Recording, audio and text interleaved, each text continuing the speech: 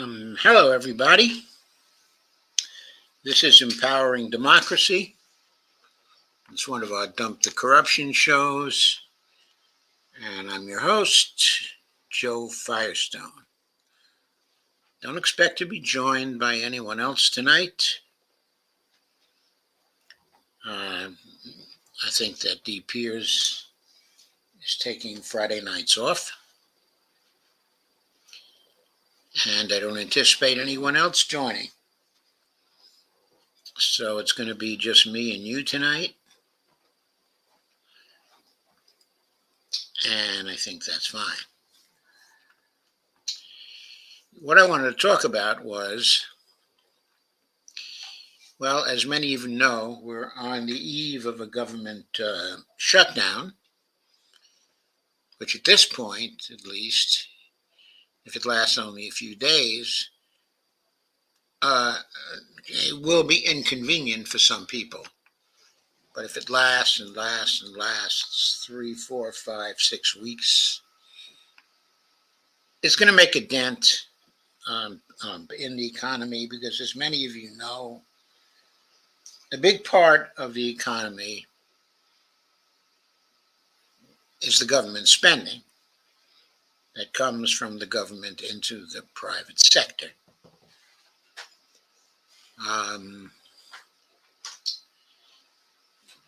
Furthermore, that spending is essential because government shutdowns don't stop the taxation process. Taxation continues to go on. That drains money out of the economy. So when there's no money flowing into the economy from the federal government, and a lot of it flowing out in taxes, this has a contractionary effect on the economy. Well, why are we faced with a government shutdown? It's because the Republicans are trying to use the budget and the possibility of the shutdown to try to impose their will and get certain cuts in areas of the budget that they don't like. Some of them are demanding cuts in Social Security and cuts, in Medicare, and cuts in certain areas of discretionary spending. Not many of them are demanding cuts, in the military, though we do have a few who are unhappy with sending any more money to Ukraine. But anyway, it's not a question of simply the Republicans as a gross group. There is a leader of the Republican Party in the House, specifically Speaker Kevin McCarthy. And Kevin is trying to get some kind of deal done. But he has a small number. He has a small number of people in his caucus that he is beholden to for his speakership. He made certain promises to them, and of course he doesn't have the votes to fulfill those promises. And I don't even think he wants to particularly fulfill the promises, but he certainly doesn't have the votes to fulfill them because there are too many Democratic votes around. And probably there were many of his Republicans who would not be happy with the cuts that a small group, the extreme right of the Republican coalition, would like to make, in the budget. So from an operational point of view, even though the Republicans have a majority in the House, and should be able to put through what they want to put through. They're not unified on what they want, to put through. And since there's such a close divide between the two parties in the House of Representatives, but Kevin McCarthy doesn't have the votes to put through a bill that might be able largely to survive confrontation by the Senate. He doesn't want to put through a totally extreme bill, which the Senate would only refuse to pass anyway. He wants to have a bill which can be the basis of a compromise. But he can't get such a bill through the House with the support of a relatively small group of Freedom Caucus members. Now, I'm often asked by Bonnie, my wife, and by other people as well, why are these people so mean? Why do they want to cut Social Security for old people? Why do they want to cut Medicare? What is wrong with them? Don't they have parents and grandparents too? I mean, what is the problem? Why are they so mean? So I thought that was a pretty commonsensical question to ask. And I often wonder myself why they're so mean, but of course I know that it's because of ideology, that they're in the grip, of an ideology, an extreme form, of neoliberalism, which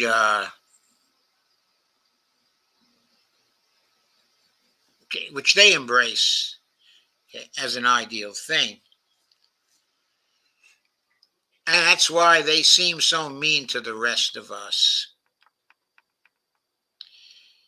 But another question, which arises is, are they also so mean because they're representing their donors? So tonight, I wanted to address the question of whether some or all of their meanness is due to their being captured by particular donors. Hey, Steve Wolfbrand, how are you?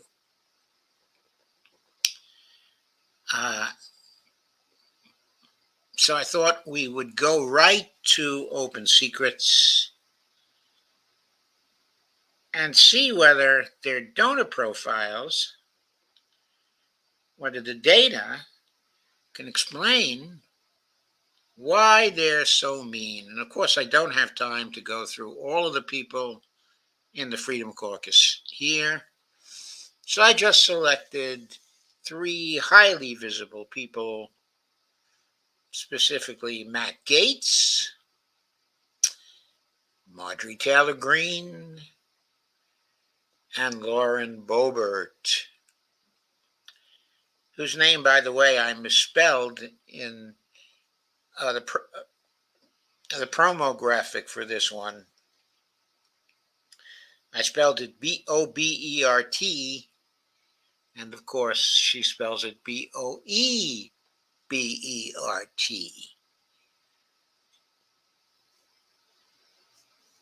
So in the title of this program, it is spelled correctly, but in the promo graphic of the thumbnail for YouTube, it is incorrect. So let us go now to the record, Open Secrets record, and see if we could find there why they are so mean. But meanwhile, let me try to share this on Facebook.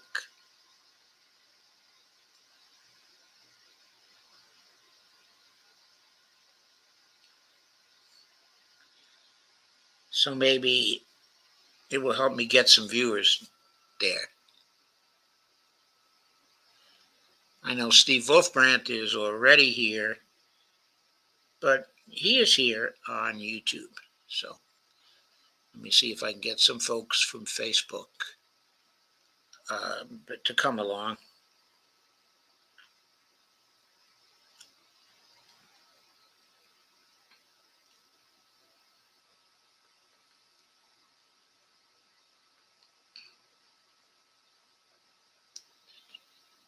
So there that is.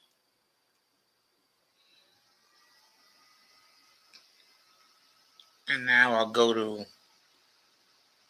one of the open secrets pages of Matt Gaetz.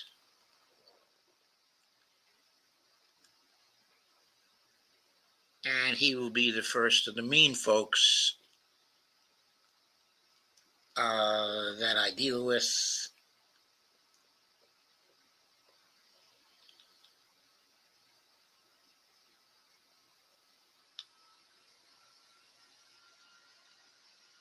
I don't know why the page opened up to 2018.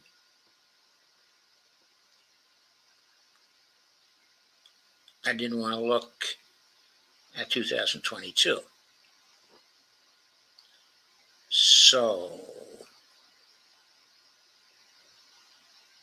there's 2022. You should be seeing that.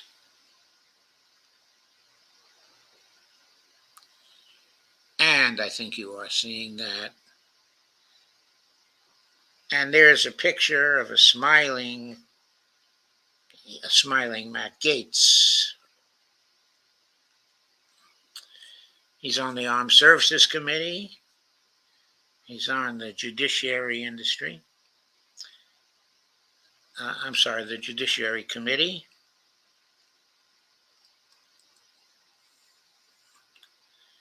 His top contributor was Babylon B. I don't even know what that is.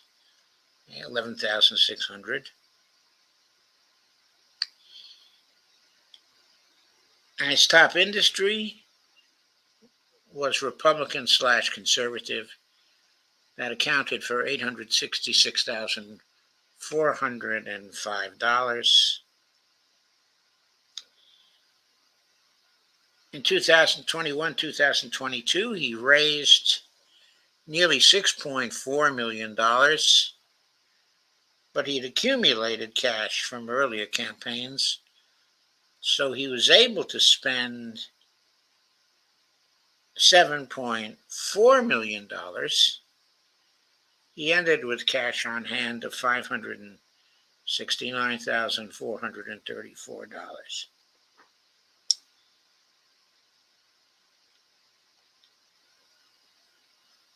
And now let's look at his top contributors. A whole bunch of contributors gave him $11,600, 4 of them. Babylon B, Big Picture, the Cassidy Organization, and Gold Coast Logistics Group.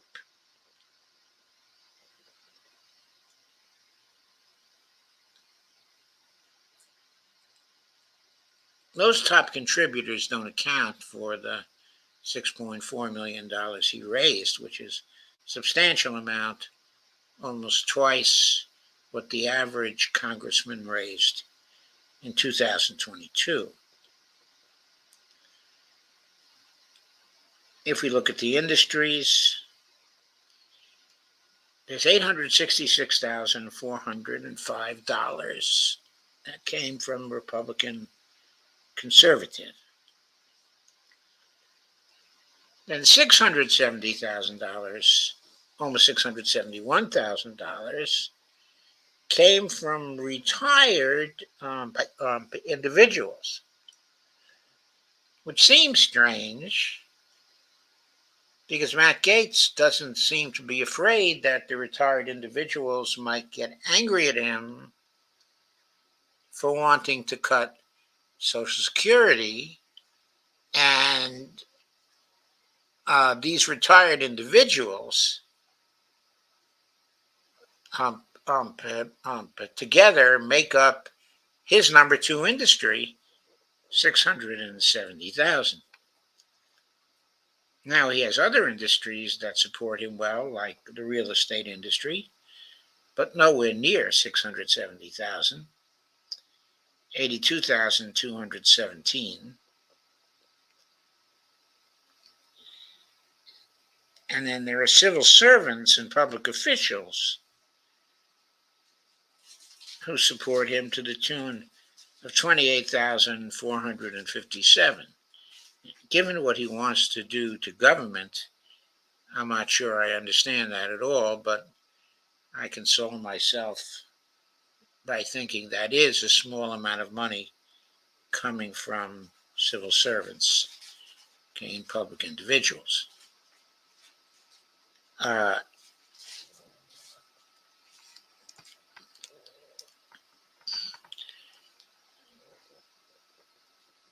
These bars show that he raised really big money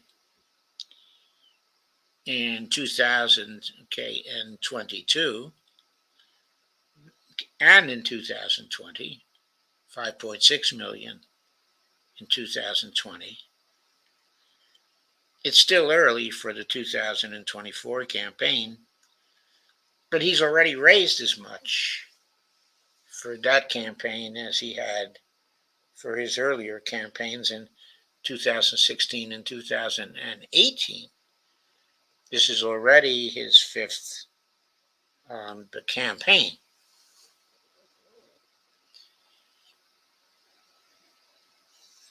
Going on, in 2021, 2022, he raised nearly $4 million, $3.973 million, almost 61% of all he raised from small individual contributions less than $200. So there are lots of non-rich people who are really contributing to him. He has a very good ground game, evidently.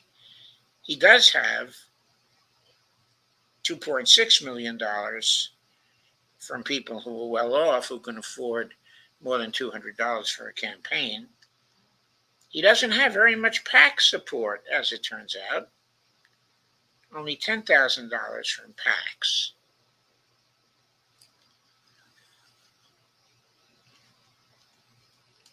So it's not simply big donors that he appears to be captured by,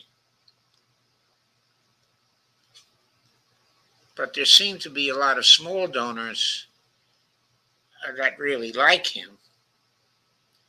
You could ask, God knows why,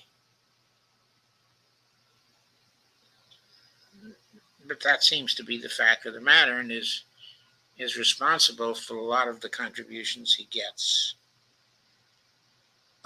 for his campaign.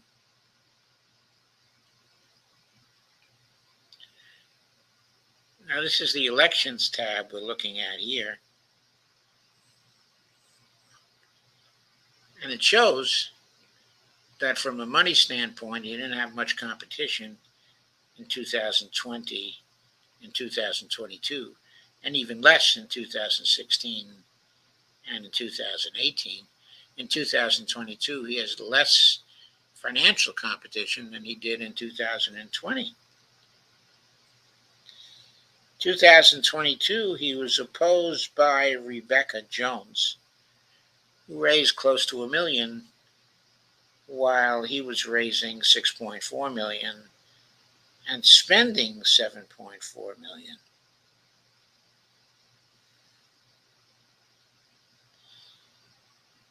I'm not going to go through the rest of these particular statistics in my search for explanation here,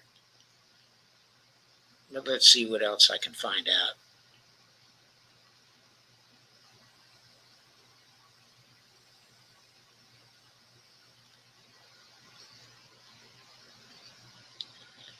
This gives figures for state-level donors, of course. Those are relatively small contributions.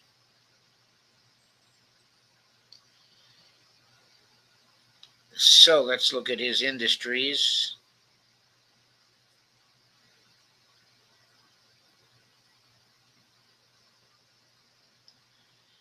So again, the most important of those are the Republican conservative groups, from which most of the money came from individuals um, um, in that industry. And then number two is the retired industry. And all of the money came from individuals in that industry. And those two industries very much dominated his industry contributions.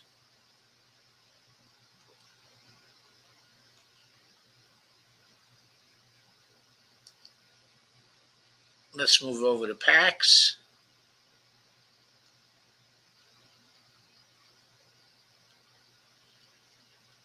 He didn't get much PAC support,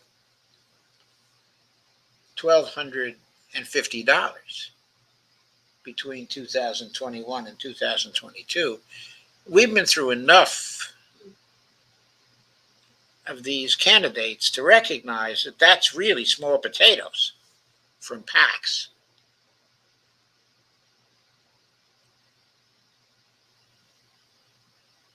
Indications from here are that he's just in an awfully conservative district,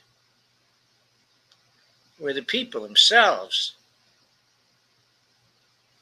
probably adhere to the same ideology that he adheres to.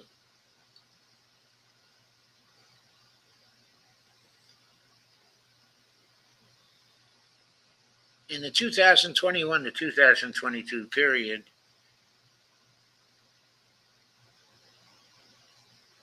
he reported $206,217 from individuals giving 200 or more.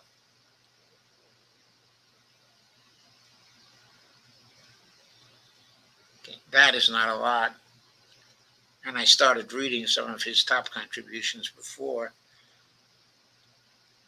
And they totaled relatively small amounts, like $11,600.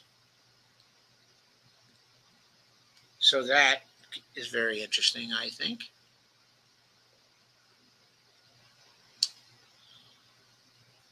Moving to geography.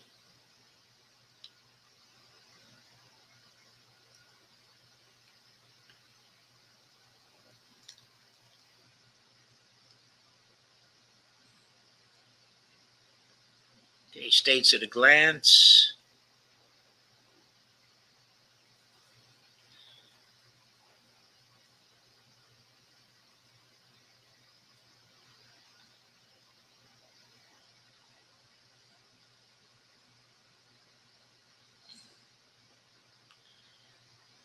So he got above 500K from his home state, of Florida. He got between 100 and 500,000 in contributions from Texas.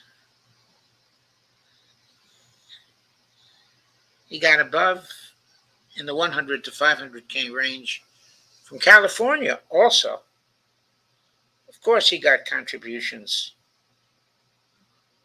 from all over the country, but most states gave him less than 50K. There were a number of states that gave him contributions between 50K and 100K, 100,000, 50,000. In-state versus out-of-state contributions. Here's something revealing. He got 28% of his contributions from in the state of Florida.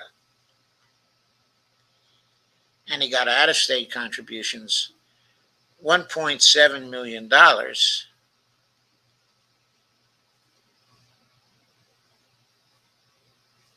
Very revealing. He has a national following. That's why so much of his contributions came from outside of the state. Right-wing groups all over the country are probably supporting him. Here's an interesting breakout by metro area. West Palm Beach, in Boca Raton, which I think are fairly well-off communities, gave him $88,000. Fort Walton Beach, $70,000. I don't even know where that is, but it may be a very well-off area in Florida. From Los Angeles, Long Beach, he got $66,000. From Pensacola, he got $64,000. Then from Orange County, that's of course in California, he got $58,000. So he got a lot of money from out of state.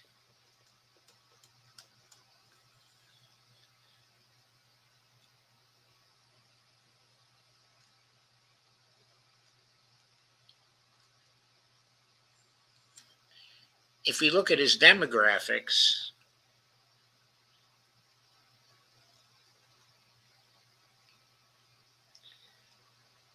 %60 of his funds came from males, and 39.6% of his funds came from females. That works out to $1.4 million from males and $923,000 from females.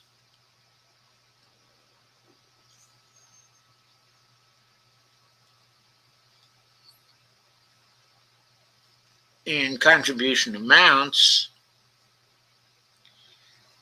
this records contributions over $200.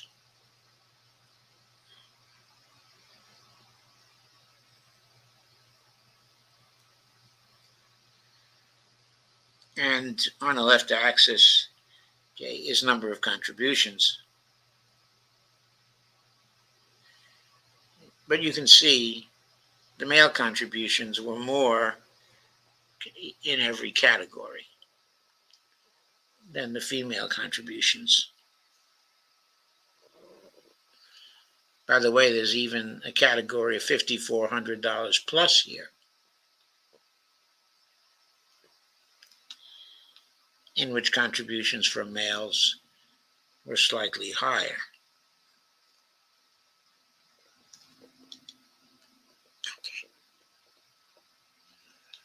So let's go back up and get to expenditures.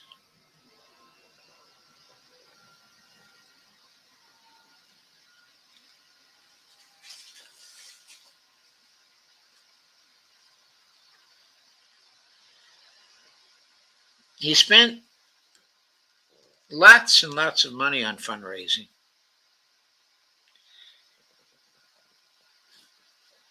$3.7 million. That was half the money that he spent.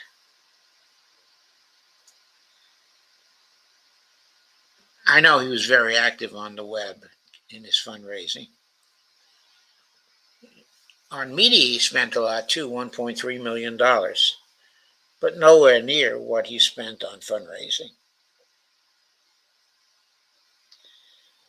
On strategy and research, he spent $825,000. On administrative, $738,000. And on contributions to other people, $319,372. And on all other things, $307,000.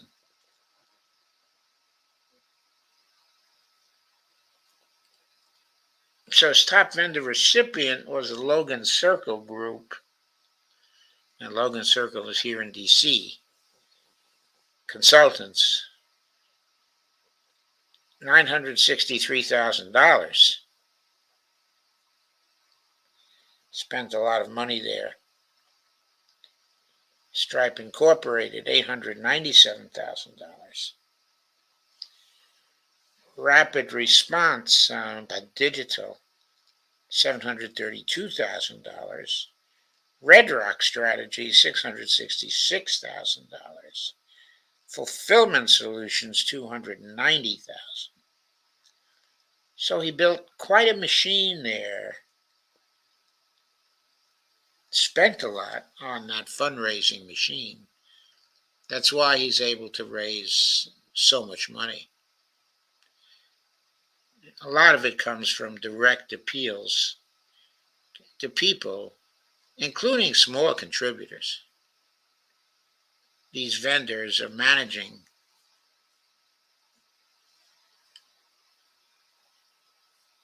the fundraising efforts directed to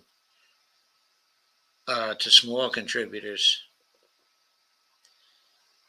and to media fundraising. So,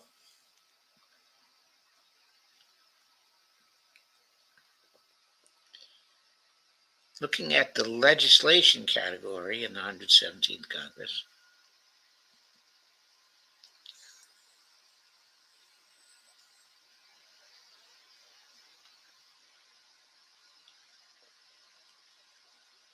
he put in 16 bills that he was the sponsor of.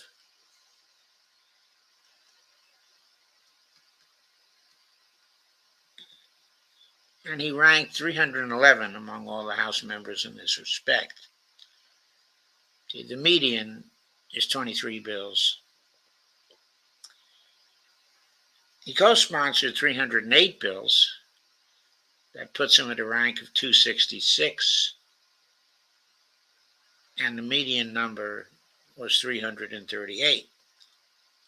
So he was not as active as other congressmen.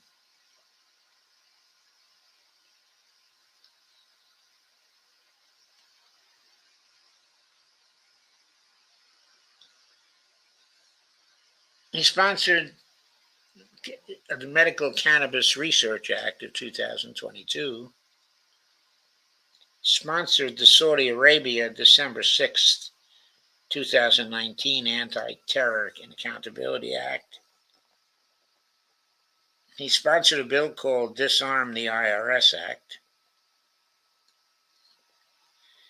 and a resolution recognizing the erroneous and misleading allegations in the October 19, 2020 public statement on the Hunter Biden emails signed by 51 former intelligence officials.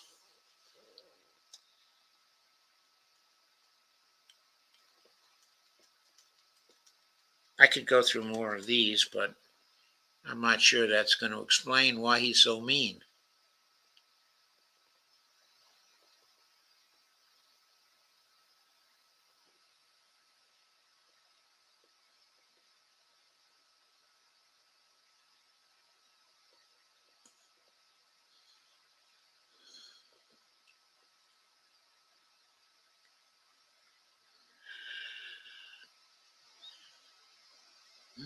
Let's see if I can go somewhere else from the summary data.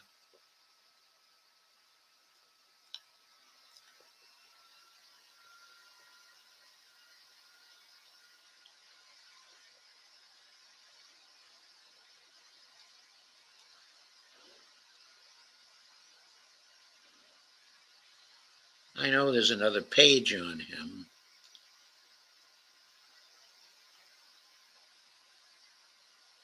I just have to get it.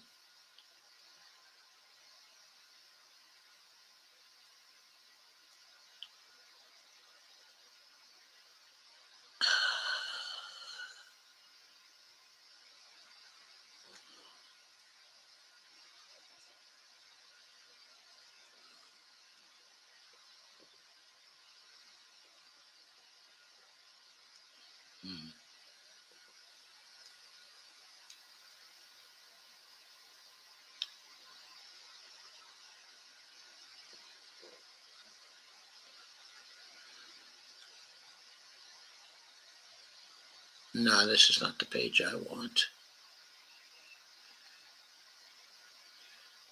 What I'm looking for here is outside spending. I'm pretty sure I'm in the wrong category.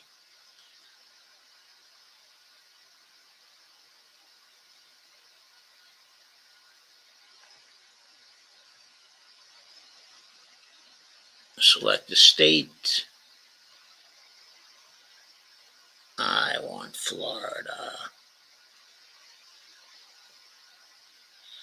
Florida. There it is. And candidate name. I want Matt Gaetz.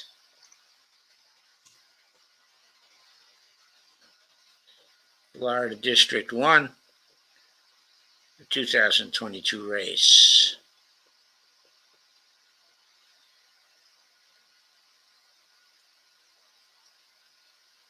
And what I want to see is outside spending.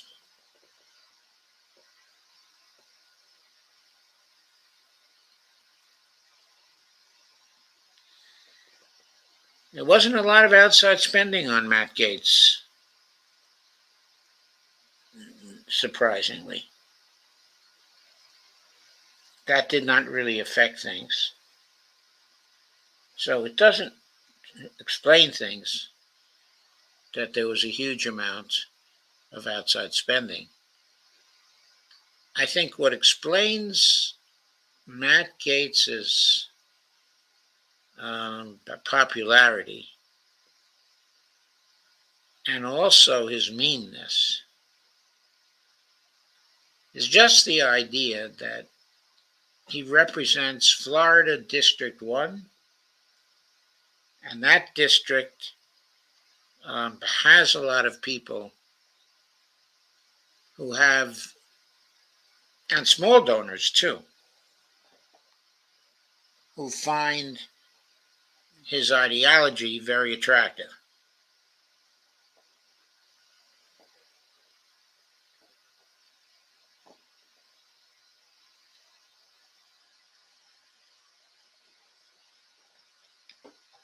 His ideas related to individualism and to capitalism.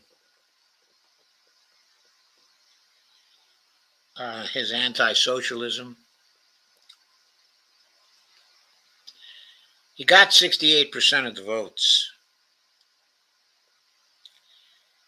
Again, small individual contributions accounted for nearly $4 million out of the $6.4 million that he raised. So it was small donors who like him because of his rather harsh kind of libertarian technology. It's not so much the big donors that he's beholden to. There's little super PAC money in his support. There's very little PAC contributions.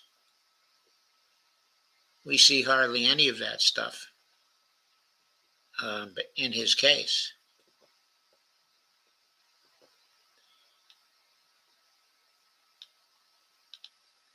This page shows the sectors that have supported him. Maybe that will reveal something. Agribusiness, 21,000.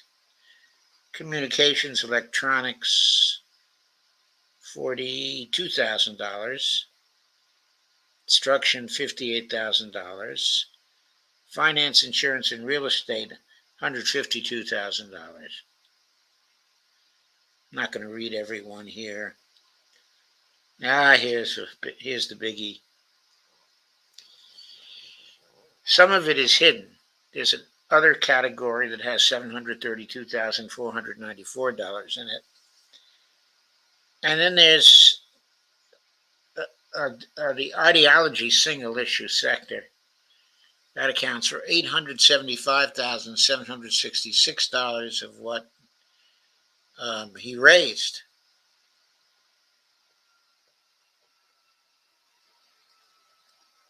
He raised a surprisingly small amount from lawyers, okay, and lobbyists. So it's just the ideology and his ideological pronouncements that sustain him.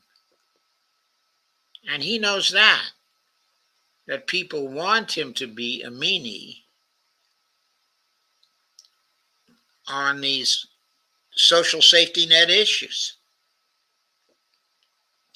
He's built that kind of image, and his people like that. I think that's the explanation for him. Let's see if it's the same. Steve Wolfman asks, is Feinstein's corpse still raising money? Probably. Hasn't he done some stuff on UFOs as well? Yes, he has. Yes, he has. He seems to be after UFO disclosures. He wants them. He's in support of them.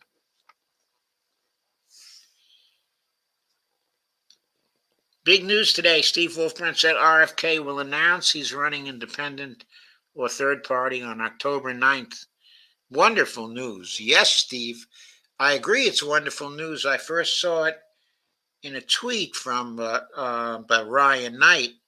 But where did you get that news? Because I'd like to get a little better confirmation from somebody. So if you have a link, then I would appreciate your sending it to me. Okay, because I'd like to get up on this. In fact, I'd even sent a note to Lisa to see if she heard of anything. She's very much in RFK's corner, too. Okay, let's get to Marjorie Taylor Greene and see if the same pattern exists there, basically.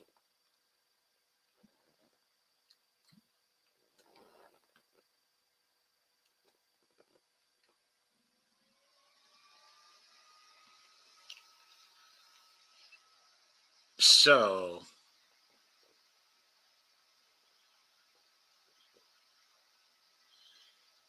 I think I'm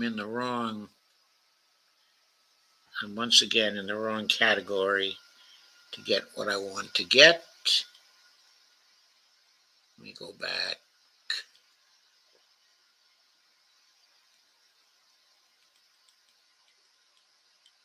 Let me see. Here it is. I want to be in this category.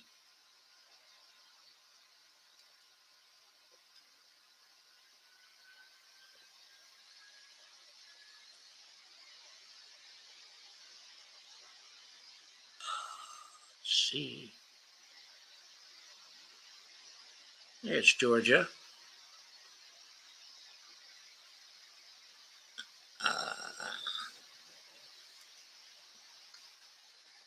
Marjorie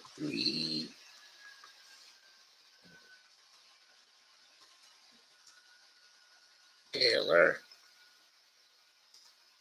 Greene.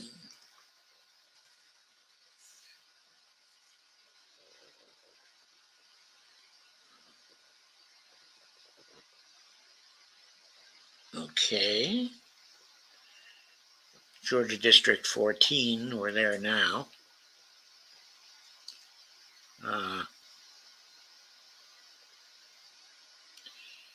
Here's the total raised and spent in 2022. This is really interesting. Marcus Flowers, okay, the Democratic candidate,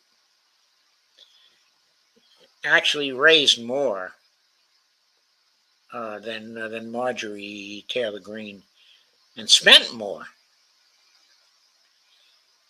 $16.6 million spent $16.0 million.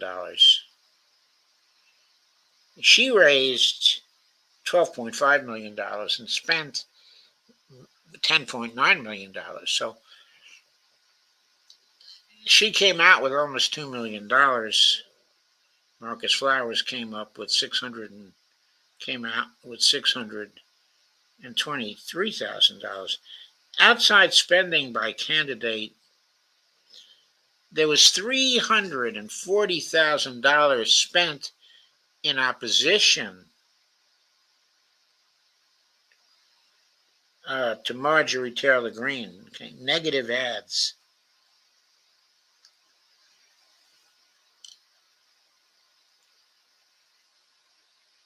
Only $36,000 in support of her. Jennifer Strahan, who ran against her in the primary, was supported by $335,000 in outside spending. Marcus Flowers, her main competitor in the general, was supported by $29,000 in outside spending. So she was outgunned both in outside spending and in direct spending on the campaign.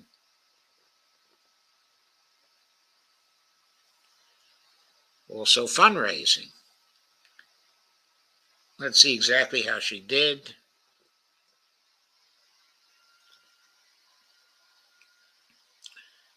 Almost 66% of the vote.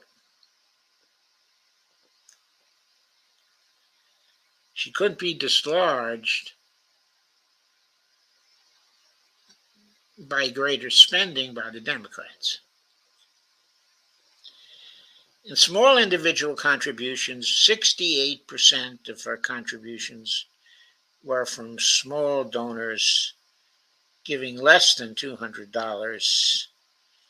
She raised $8.6 million there. From large individual contributions, she raised a significant amount. It was nearly $4 million.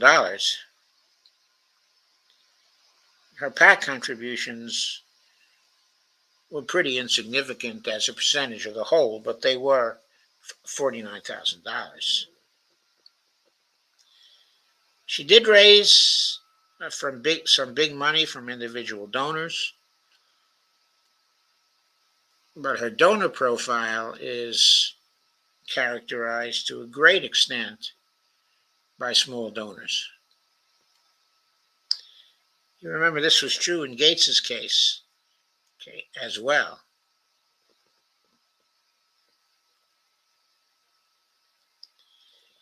And Marcus Flowers also had a lot of small donors in back of him, less than 200. That's really kind of amazing. It was a race to a great extent characterized by small donor money. Flowers outraised Marjorie Taylor Greene, and yet she still won.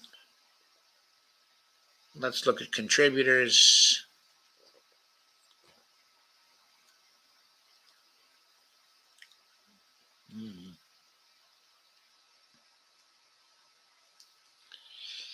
Well, there's the House Freedom Fund. That's a Freedom Caucus fund. They were her top donors, $73,000. Nothing compared to what she raised overall, though. Small percentage of that money. And the next largest donor was DTS Incorporated from South Carolina. That was only $11,800. The Majority Committee PAC, that's a Republican PAC, gave her $10,000. Elon Musk from SpaceX gave her only $9,240. So he was not a big contributor. Certainly not enough to make her fall in love with Elon Musk.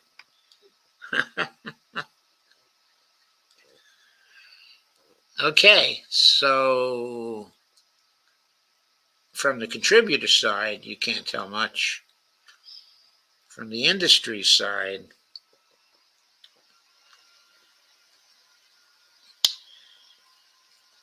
I always find this amazing because when I go over these figures, very often I find that the retired industry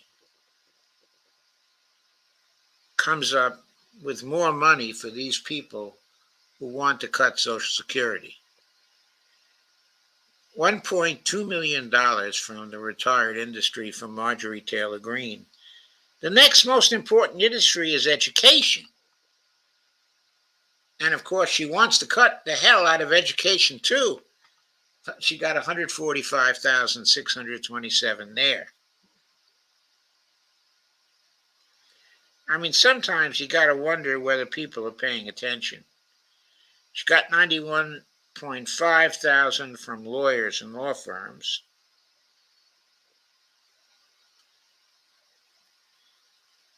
Foreign and defense policy, 57,000. I'm not going through all these. I'm just reading things that might possibly have had some influence on her.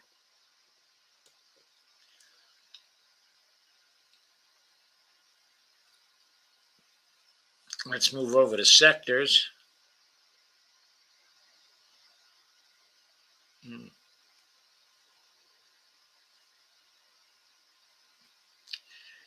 Agribusiness, 56,000. That's a good total. But nothing like construction, $120,014. Communications electronics, $55,000. The fire sector, $203,000. Health industry, $116,000. The health sector, I should say. Transportation, 77,000. Labor, only 5,300. Here it is again. Ideology single issue groups, $1.1 million, exactly like with Matt Gaetz. And almost $1.5 million from another grouping that we cannot see.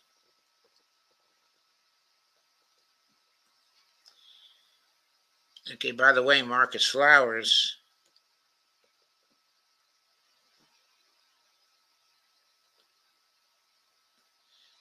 got $1.5 million from another grouping that we can't see. That's unclassified here. I'm willing to bet that's pretty close to ideology single issue, but his ideology single issue figure was only $18,000, which strikes me as strange because her campaign was so much into ideology and owed so much to ideology. How about PAC money?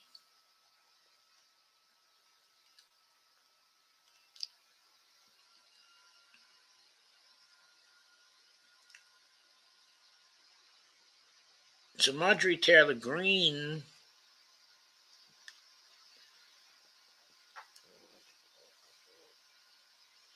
did much better than Marcus Flowers when it came to ideological PACs. But she didn't really raise that much from ideological PACs. It was $40,500.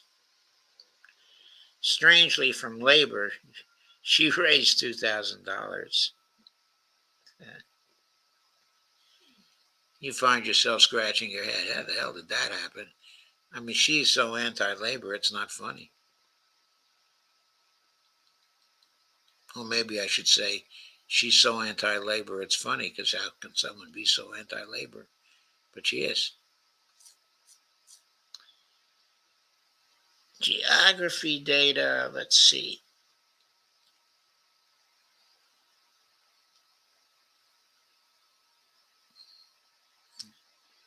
Here it is again, the in-state contributions versus the out-of-state contributions. She made herself highly visible to the international, to the national press, to the media, because she was running around tacitly threatening people with guns, and everybody covered that.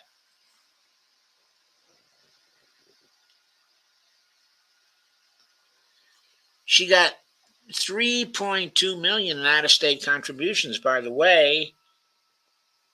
Marcus Flowers had about 2.8 million in out-of-state contributions. So that's really interesting. She outraised him in out-of-state contributions. But what's more, I think, more interesting is that both of them raised a crap load of money, I guess, running email campaigns with Marcus Flowers telling people, geez, I got to knock off this Marjorie Taylor Greene.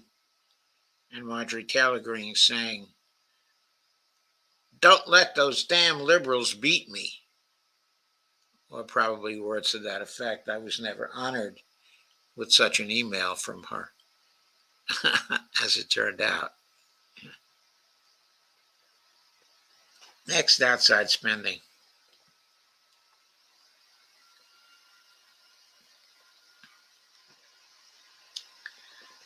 As I said earlier, she got scotched in the outside spending category.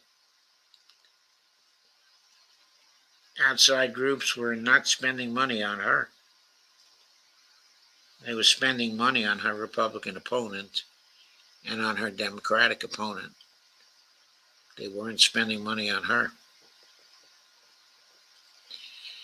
So there we go. What we're learning here, I think, is that ideological candidates can run in certain districts and win on small dollar donations, getting a preponderance of small dollar donations.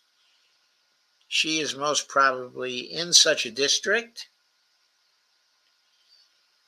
and she gets a lot of support from people in that district, enough support that she can win when she's running against someone who spends $4 million more than she spends.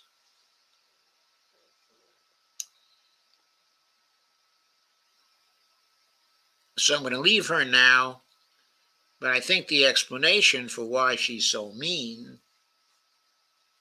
has got to be that a lot of the voters in her district are that mean, and she shares their ideology. There are voters in the United States who, due to ideological reasons, vote against their interests. And they do it again and again, and again. And the reason why I say that is that when we went into industries and we checked out the industries, we found that overwhelmingly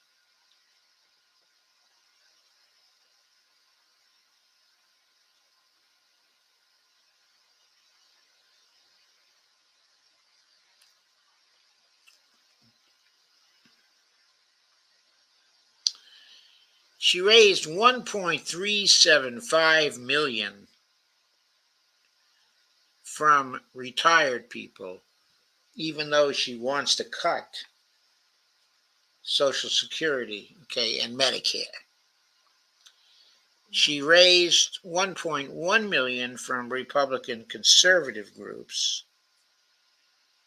So that is ideological giving and party support for an extreme conservative.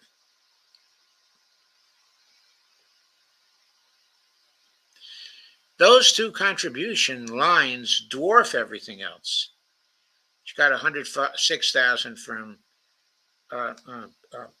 from real estate, and from there it goes down rather sharply.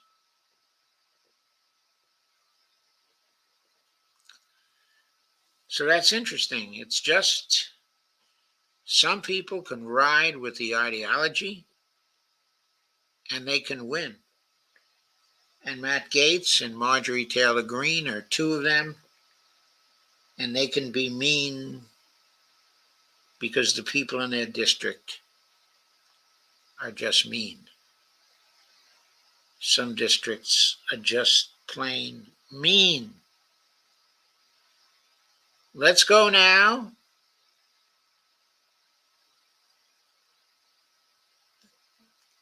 to another really mean girl.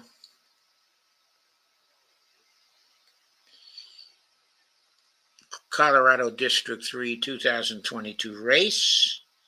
That is Lauren Boebert. So Lauren Boebert, she didn't raise as much as Marjorie Taylor Greene, but she raised as much as Matt Gaetz. $7.7 million, spent $7.3 million, left $771,000 on the table. That is the cash on hand.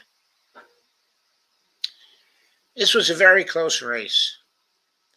Her opponent, chief opponent, Democrat Adam Frisch, who's running against her for 2024 right now, raised $4.4 million, spent $4.1 million.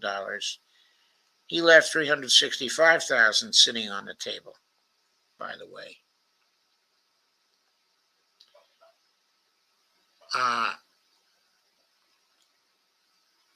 The outside spending in her race, she was supported in outside spending by $557,294, but she was opposed by $728,000. So she had a net loss in the outside spending area.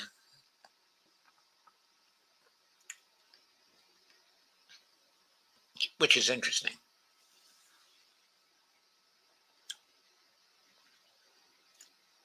As far as Adam Frisch is concerned, he only got $2,300 in outside spending supporting him, and he got none in opposition to him. It surprises me that there was no outside spending trying to beat the guy running against Taylor Greene. I think that, I'm sorry, who was running against Lauren Boebert. Got to remember, this is Lauren Boebert now. Not Marjorie Taylor Greene anymore. It's the other mean girl of the Republican Party.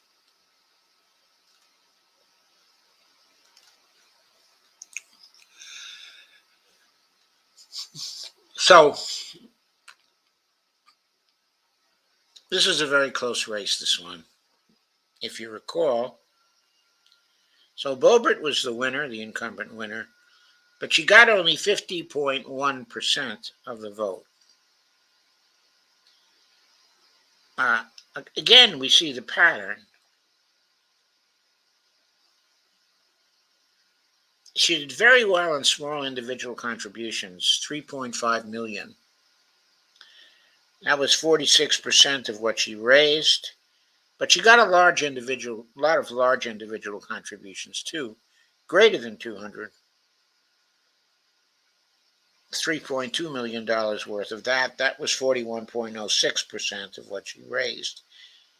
She had a little more in PAC contributions than either Greene or Gaetz, 109,195 in PAC contributions, but that was relatively small. 1.41% of what she raised. Now there's an other category where for some reason the source doesn't get disclosed, and there was 911,000 in that category. We don't know, that broke down, but that was 11.76% of what she raised.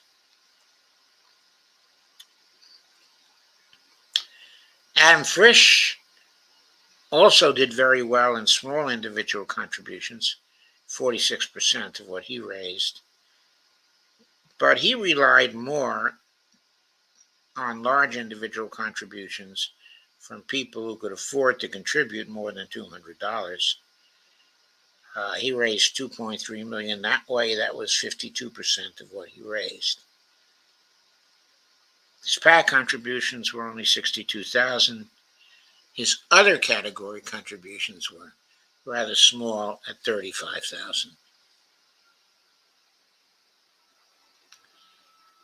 Let us look at some of the other categories to see what the story is there, if they can explain anything.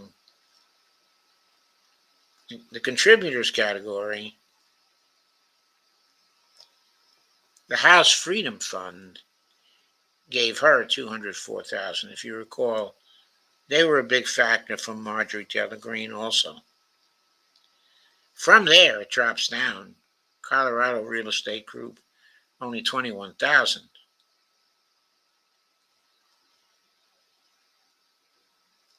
So from the industry standpoint, there weren't large contributors to her, except for the House Freedom Fund.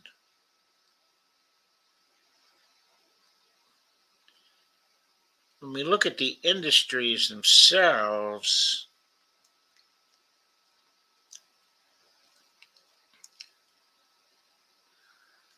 we have retired people again voting against somebody or for somebody who wants to cut Social Security and Medicare to the tune of $1.248 million.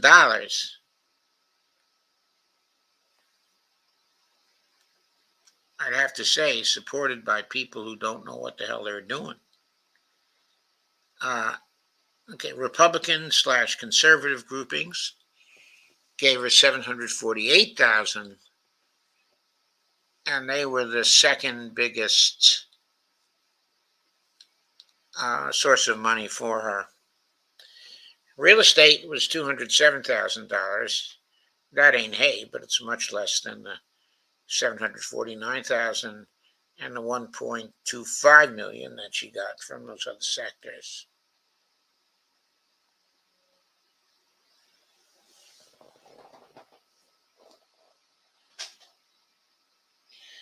So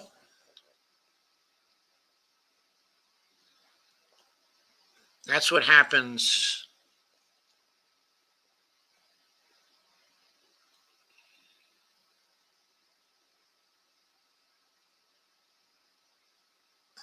what's going on there? I don't know.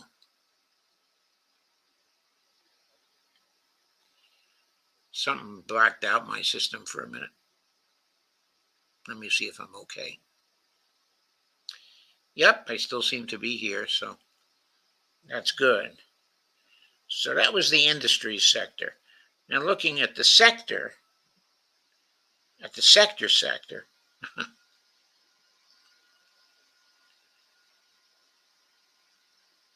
she got a lot from agribusiness, $140,000. $97,000 from construction. $132,000 from energy, natural resources. That's probably oil, fossil fuels. The fire sector came in big for her at $422,000. She's much bigger in the fire sector than Marjorie Taylor Greene or Matt Gaetz, which is very surprising to me. Got $395 from labor. That's more like it. Ideology, single issue groups, $952,558. Again, we see that pattern where the ideology single issue groups, a very big factor. Then we see this other category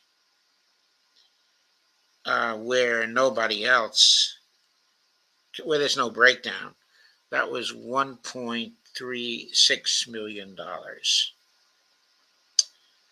I wonder if Adam Frisch had big ideology single issue contributions. Not near so big, $212,000, but he had a hidden category also of 656,000. He got a lot from the fire sector too, 367,000. Not as much as she did, but a lot.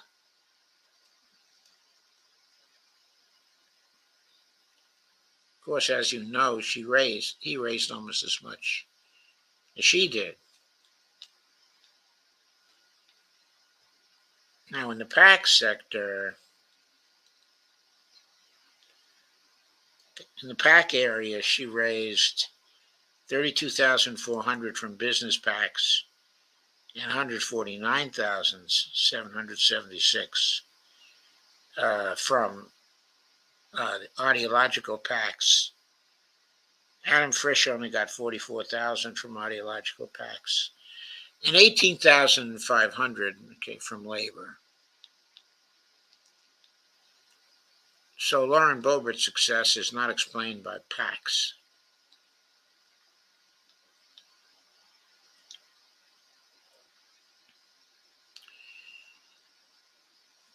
Again, we see this pattern.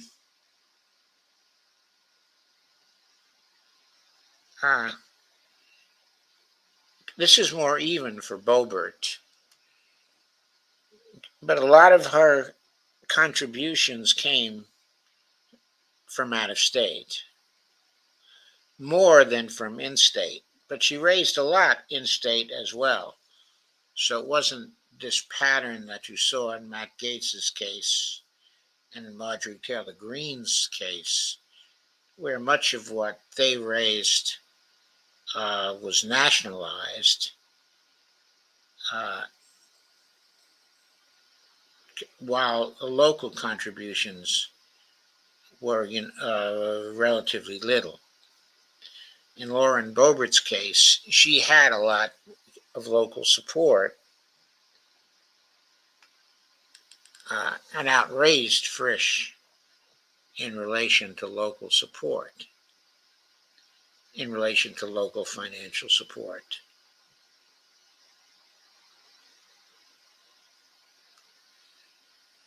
So I think that's interesting. And once again, we look at outside spending.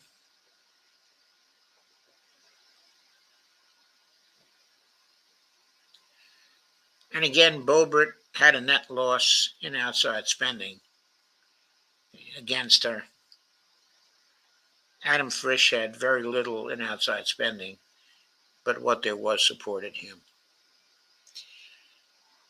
So again, we come back to that same point. We have three candidates who were running on ideology. It was a conservative ideology, very unfriendly to government and government support. Yet it was still attractive to retired people whose funding these three people are clearly after. I'm getting a call from somebody. I can guess who it is.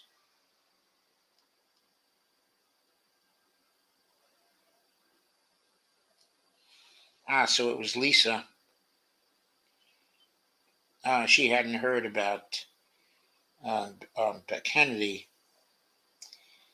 But there's a new website, Save the Date, Save the Country, which is at Kennedy24.com.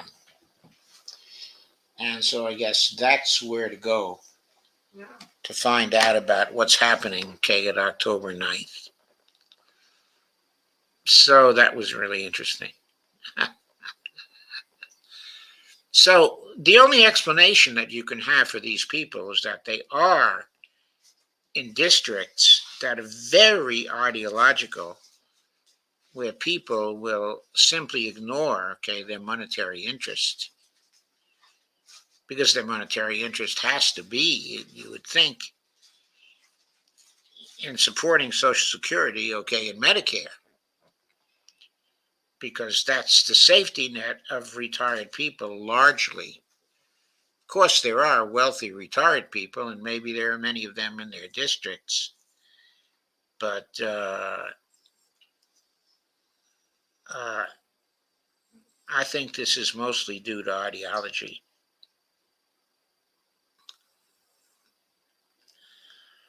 So now let's turn for a few minutes. Okay, so I guess I would summarize by saying it.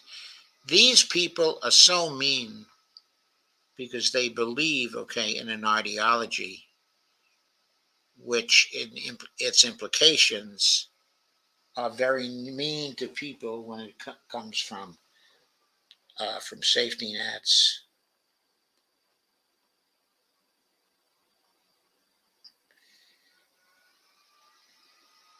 So Lisa says, October 9th, he's going to make a major announcement in Philadelphia.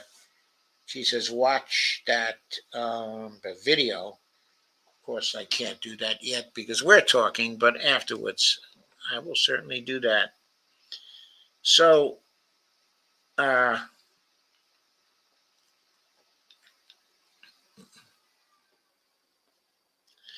so I've got these districts here in the United States where people don't seem to vote according to their economic interest.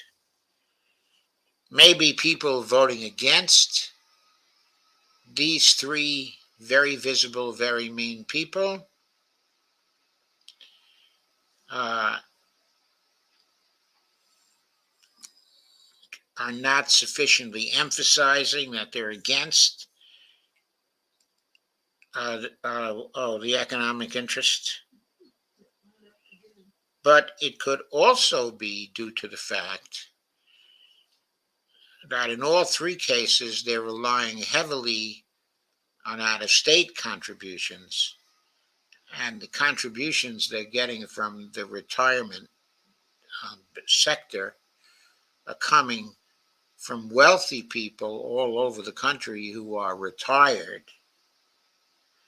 But that doesn't account for those small dollar donations that they're getting. So I think there are just certain districts that are carried away by ideologies that have really mean implications when it comes to the social safety net. And we just have to recognize that. Why do they have extreme power in Congress? I think it's because people don't care for either the Republicans or the Democrats as parties. And so they don't return either party with a big majority to Congress. That sets up, okay, a situation where a few people representing extremes can have an inordinate amount of influence on things like the debt ceiling and things such as the budget. And then there's also the stupidity of the conventional politicians who, seeing what's happening all the time, do not do things to unparalyze the Congress, like, for example, getting rid of the filibuster in the Senate. That would help the situation in many different ways, okay, in different instances. Basically, it's the combination of the unpopularity of both of the parties and the ideological commitments of the extreme people that keeps producing this result of freezing the government when it has to go ahead with business, not allowing uh, um, um, this legislation to pass. Okay, now what does this mean for dump the corruption? I think if we got the toxic money out of politics, the end result would be that the members of the parties, okay, that are getting elected would not be primarily captured by their donors, so they wouldn't be blocking legislation that is popular for the people. Therefore, bills that are for the people never get passed. Since they never get passed, the conventional members of the two parties have no enthusiasm behind them, and candidates that are like the conventional members of the two parties don't have a lot of popularity inside of their districts, and candidates that are running like conventional candidates don't have a great deal of enthusiasm behind them. So you can't get either one party or the other very dominant. Of course, the majorities in the Senate are very close for the Democrats. So the extreme of the Democratic Party, the extreme center, the Democratic Party, the Joe Manchins, Kirsten Sinemas of the world, are able to dominate what that party does, block what it wants to do. On the Republican side, of course, there are extreme members of the Senate who sometimes are a problem also, but in the House, we see that the close division inside of the House is preventing the two sides from making deals, in the House. So my view is that if we had a successful dump the corruption movement, that would break both the Republican Party and the Democratic Party and their candidates.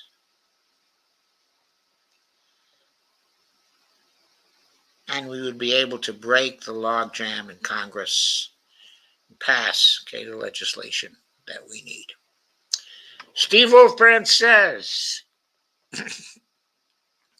Due Dissidents covered it today in Convo Couch and others. The source is Mediarite, I believe, and RFK himself teasing a huge announcement October 9th.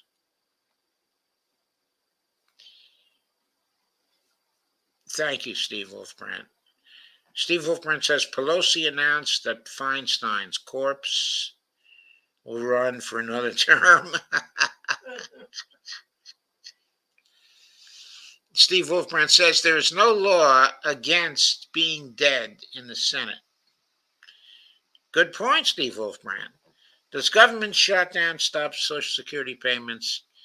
It hasn't, in the past. The most recent shutdown was during the Trump administration. I guess it was shut down for about a month or so. And I'm here to tell you we still got our Social Security payments.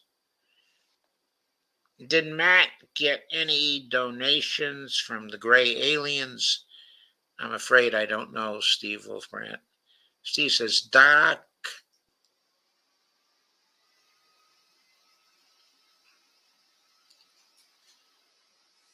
Steve says, Doc, who is your best choice for RFK running mate and why? And he says, I'm thinking Tulsi.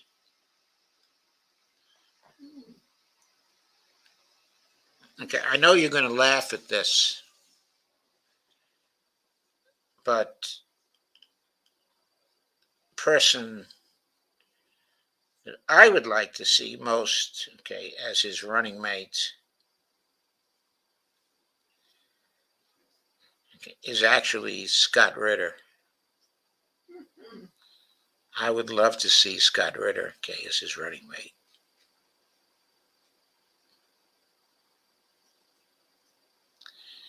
He could send Scott over to Russia to negotiate a permanent peace between Russia and the United States. Because if there's any American in this world that Russia trusts, it's probably Scott Ritter. But they probably have a visceral trust for the Kennedys also. April Mana says, Hiya, twins finally sleep. Woo, I'm brushed. Sounds like they're supported by secret think tanks, probably extremists. People in those mean districts wouldn't be so mean if only they knew some MMT. Well, maybe that's right.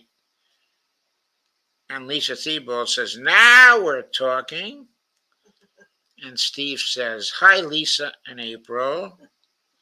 Lisa says, RFKJ, October 9th. Lisa says, hi, folks. April says, hi, Wolfie. Steve says, Lisa, yes, I'm on pins and needles. Lisa says, me too, Steve. And Steve says, Lisa, I'm hoping for Libertarian Party as they have good ballot access already. Steve Wolfman says, RFK goes Libertarian. I may quit my job and just campaign for the guy. I think he could win. Steve Wolfman says, Scott Ritter. I wasn't expecting that. Someone's got to go on his show and ask him if he'd consider it.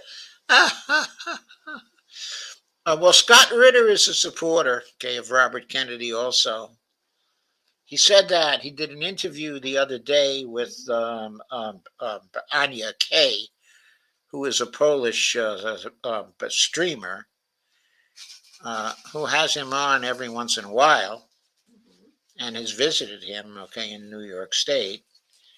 And they were just sort of talking about all kinds of things, of course. Actually, the Canadian debacle, that occurred just now, was one of the topics, but also the position of Poland. But also, it sort of got around to U.S. politics. And Scott but then revealed that the person he would like to see as president of the United States, it was RFKJ. Because he'd go for peace. Okay, so he's very big on the Kennedys because of their previous role in making peace, with Russia. But he is also very big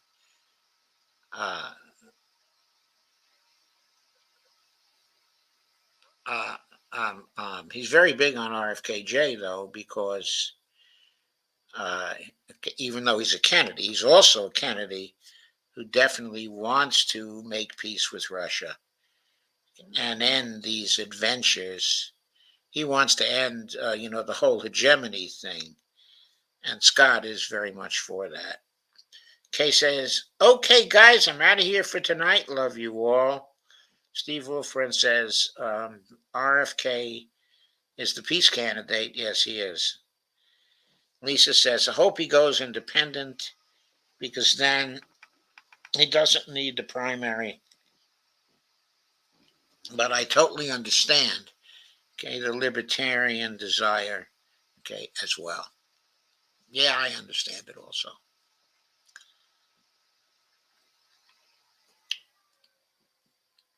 Ballot access is important, very important. Steve says, Doc, you think they will actually run Biden? Well, interesting thing is, I think if RFK is running as an independent, and if they think that he can get ballot access in many states, that may speed up, may change the DNC view about whether they should run Biden, and they might then put some pressure on him to get out of the race and to run somebody else who also might be able to credibly run as, well, I won't say run as a peace candidate, but run as a negotiations candidate, let's say. And probably Bobo Newsom would be able to do that. Sorry. I always think of him as Bobo Newsom. Who was the old relief pitcher for the Yankees in, I think, in 1946 or 1947. No, I think Joe Page was doing it for them by 1947. But there it is. Bobo Newsom. Do I think they will actually run Biden? Well, that really depends on whether Biden can give some degree of imitation of a healthy person. I mean, if he's suddenly gone tomorrow or gone by November or December or January, they'll be forced to run somebody else. They won't have a chance. If something serious happens to his health, like strokes or things like that, I mean, he's out of there. They got to put in somebody else. RFKJ spends 20% off the top, and he is very popular among independents and conservatives.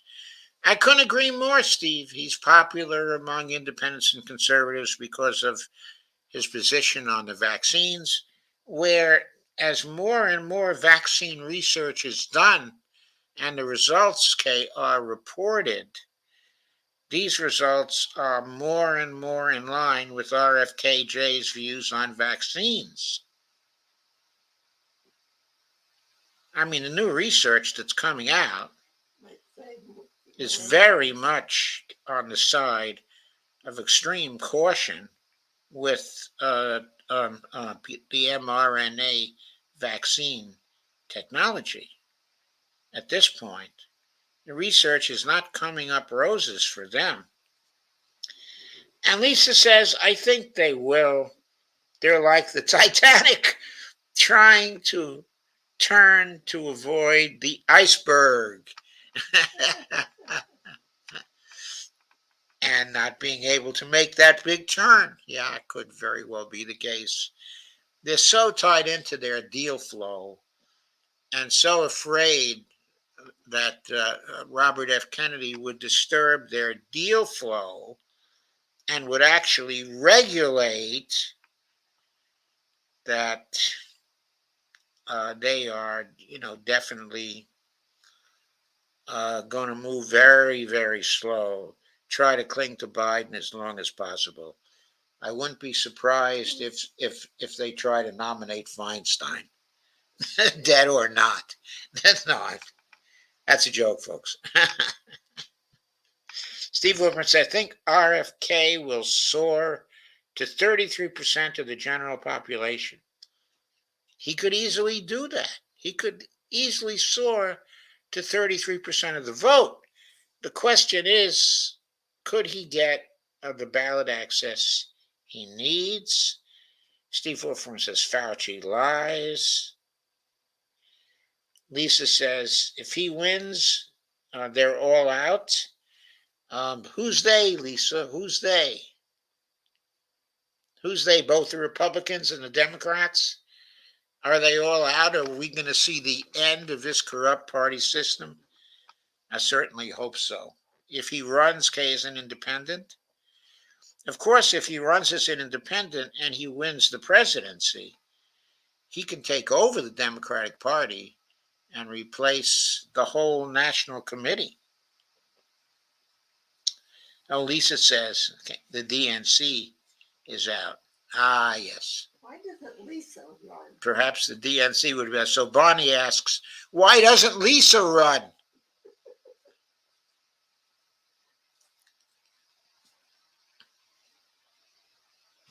We love you, Lisa. Yes, we do, Lisa.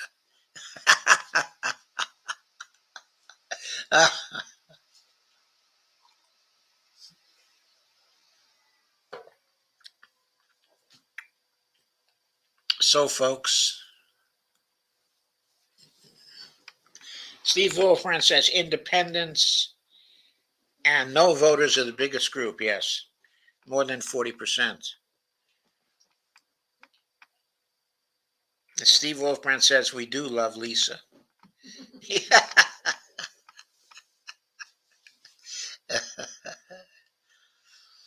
Lisa, we're nominating you by acclamation. Yay.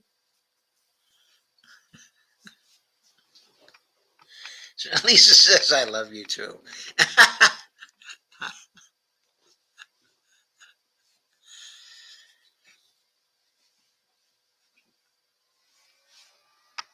And she says all of you. Thanks. Thanks, Lisa.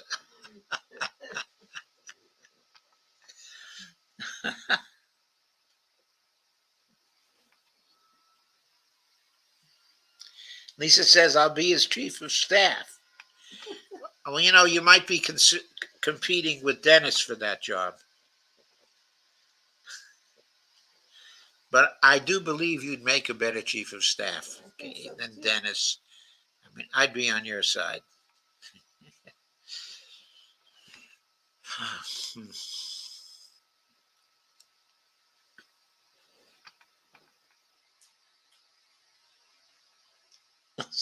Lisa says,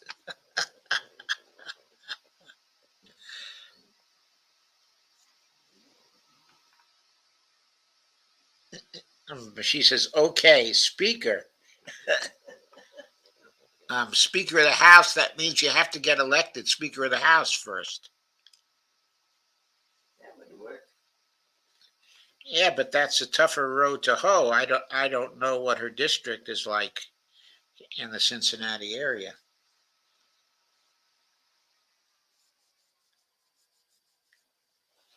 If anyone can get to Philadelphia, please go. A huge turnout would be wonderful for a kickoff. Yes, it would. Lisa says, no, you don't, Joe. Okay, I don't what?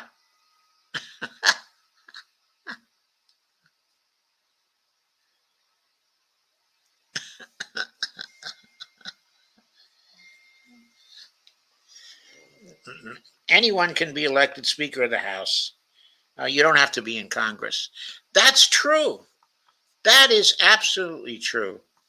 You don't have to be, a member of Congress. But I don't know if there's ever been a speaker elected who has not been a member of Congress. Little known fact. It is a little known fact. I had forgotten it for the moment, but it is a little known fact. How about RFK and Bernie? Just kidding. Funny tonight.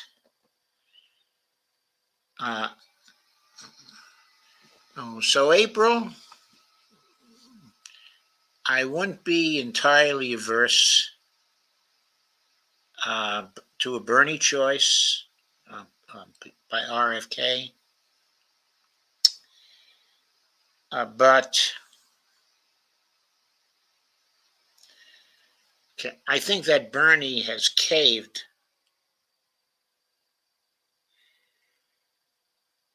so much to the establishment.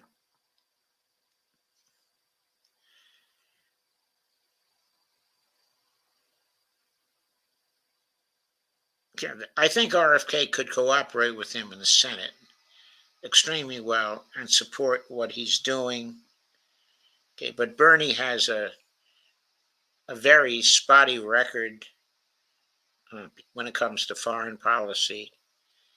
Hasn't really specialized, in that area. Yes, I think I did teach you that, Lisa, at one point. And Steve says, no more Bernie, we are done. I have some of those feelings too.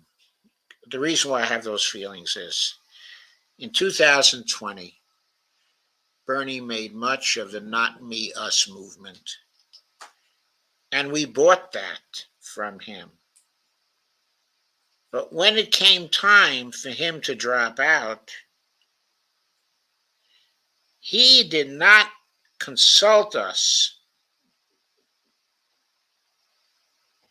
He said it was not me, us, but he did nothing to consult the movement at large and try to poll his supporters to see whether they wanted him to quit or not.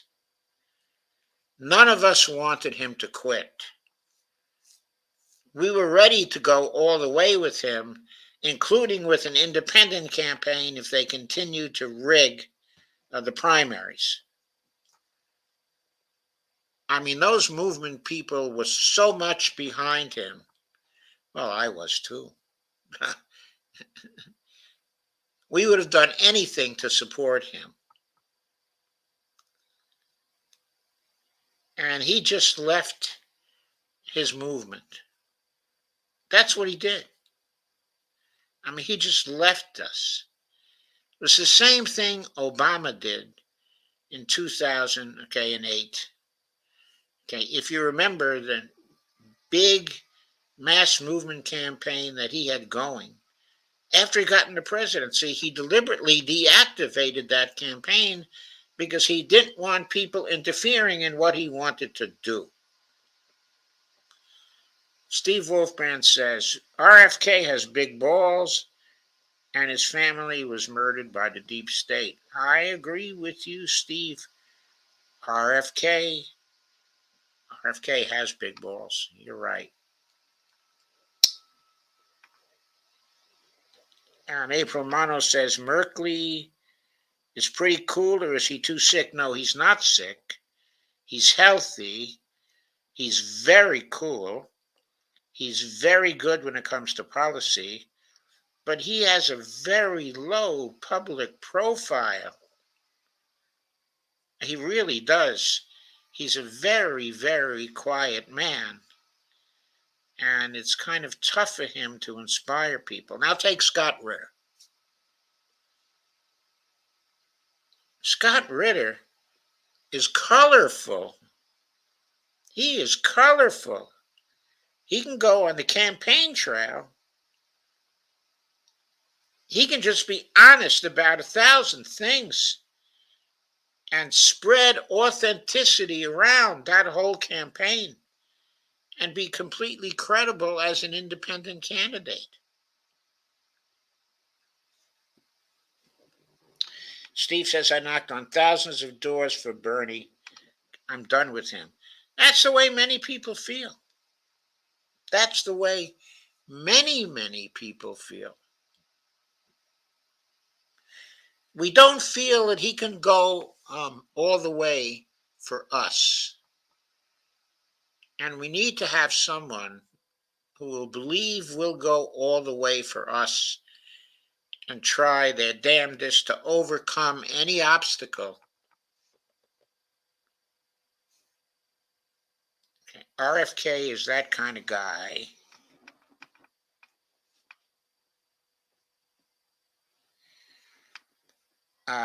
Lisa asked, how's Merkley on foreign policy? On almost everything, Jeff has been following Bernie. What Bernie wants to do, Jeff Merkley is always there by his side, co-sponsoring everything. I haven't heard an independent statement on foreign policy from Jeff Merkley yet. I have the feeling, of course, that he's not a war hawk. Certainly he's not that. But he hasn't been out there agitating for peace either.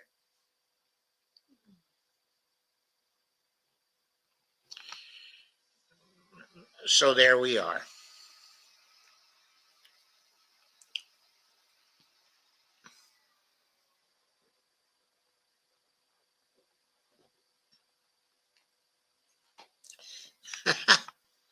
Oh, Bonnie is doing this to me in the background. So not so good. Who is Merkley? He's the junior senator, okay, from Oregon. Senior senator is Ron Wyden, who's been a reasonably good senator compared to most, but Jeff Merkley stands with Bernie. If Bernie stands at the extreme left of the Democratic Party, okay, in the Senate, Jeff Merkley is just as far left. Every time Bernie comes out with a bill, Jeff Merkley is there to co-sponsor it with him. Every single time. On every single subject. Obviously, Merkley shares Bernie Sanders' views.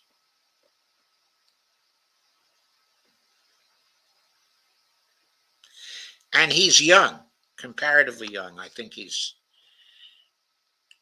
I don't know, he looks about 50 or 55. He doesn't even look 60.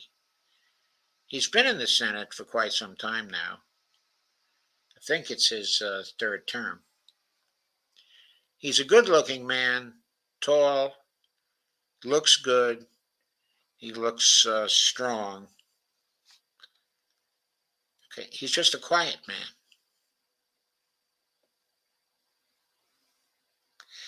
I think there's real depth there, in my view. April says, nice program tonight, very colorful. Indeed, go Red Berets. Yeah, we didn't. There were only 2 Red Berets here tonight, unfortunately.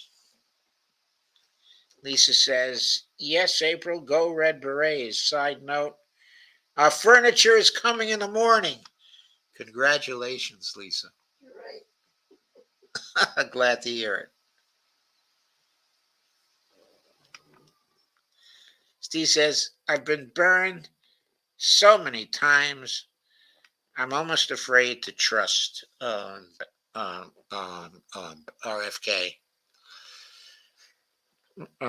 Steve, we can only do the best that we can do. We must avoid the Trump/Biden choice. Above all, we must avoid that because they're both going to go after China. They're both going to risk, a nuclear war. And neither of them is going to go really strong. Hey, Steve is a Red Beret too. He got a Red Beret by Fran Bauer. Hey, thumbs up, thumbs up. So, even though we've been burned so many times, if there's a candidate out there that we can trust,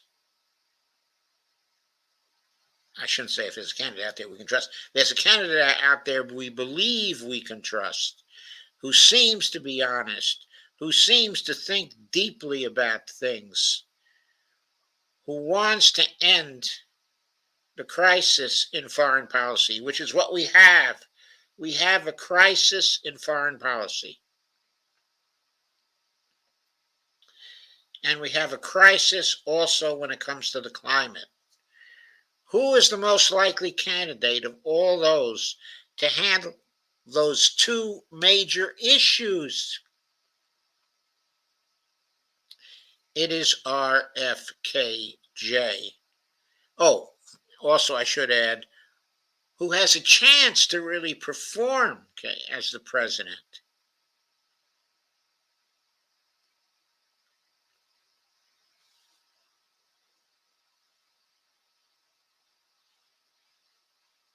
Lisa says, I hear you, Steve, but we're on our way to World War III if we fear to hope. I agree. I agree. April says, fantastic, Lisa, go Red Furniture. Lisa says Fran Berets, but Fran's Berets are awesome. Yes, they are awesome. I have 2 of Fran's Berets.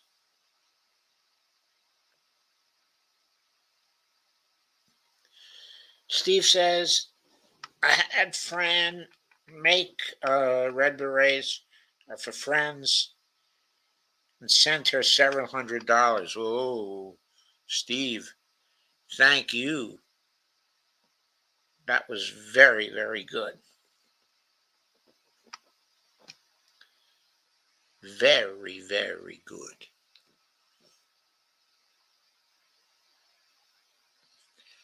Oh, by the way, the logo for this program, the Empowering Democracy program, that is Fran's logo. She designed that for us.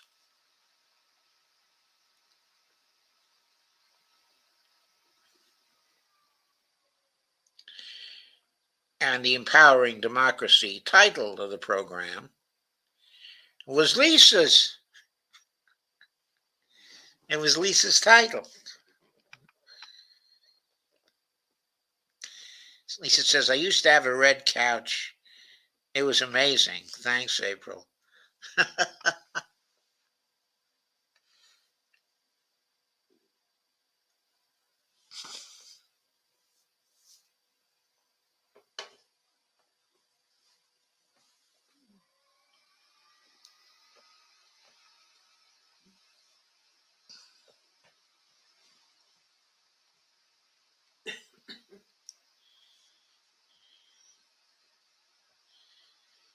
April says, oh my God, I did too.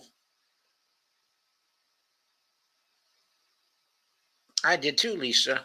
A living room couch set, a living room set. Everyone loved it. And my daughter has a red couch right now. Bonnie is handing me a note. Oh, it got away from me somehow. Okay, honey, please try to find it again. Okay.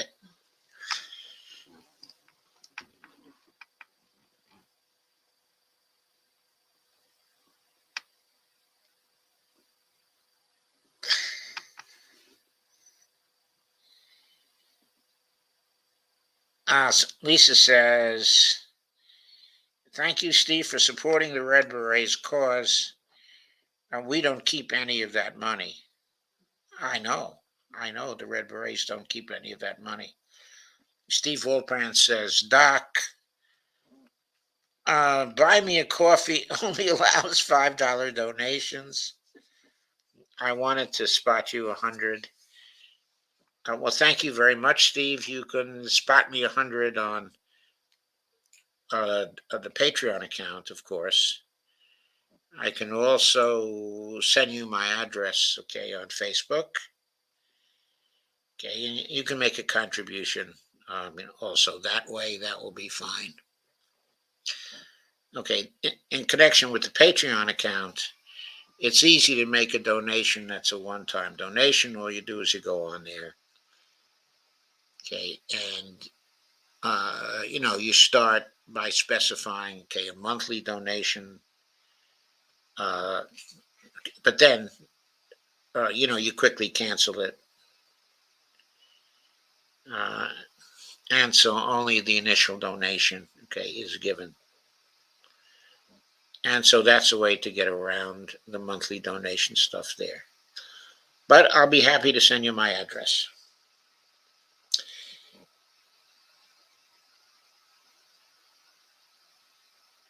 Okay, I just got a note from the RFKJ campaign asking me to contribute this week so the campaign can raise $5 million more by September 30th, an important FEC deadline. Yeah, so I guess I'm probably going to do that now that I hear that he's running as an independent. Okay, I will probably go do that.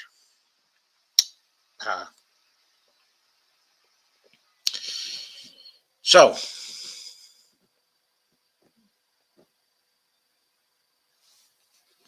Steve says, send me the address. And to buy me a coffee is seriously just buy me a coffee. Yeah, I know that. I know it's seriously, just buy me a coffee or, maybe buy me 4 coffees or something like that. So it's definitely for small donations. It's not for larger donations. I know that. I will certainly send you the address, Steve.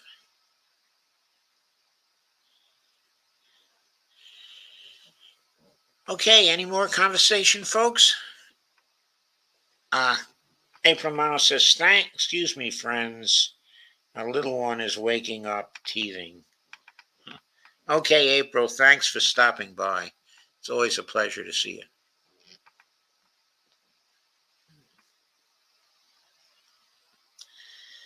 Lisa says, small dollar donation shows the people are behind him. Yes. But as Bernie showed, the small dollar donations can amount to $212 billion by April of the election year. So there's plenty of time to reach that kind of level. And of course, then you still got the rest of April, May, June, July, August, September. You can raise at least $500 billion with small dollar donations.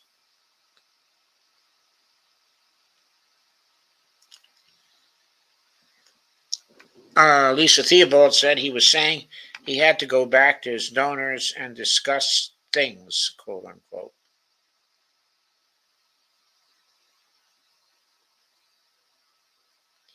Steve Wolfbrand said, I've been looking for a reason to retire. Maybe RFK is the reason to campaign. Lisa says, great idea, Steve. Go for it. Yeah. That would be a gas, Steve. It would be great for you to do that. But if you decide you don't want to do that, I really need help with this Stump the Corruption campaign, Steve.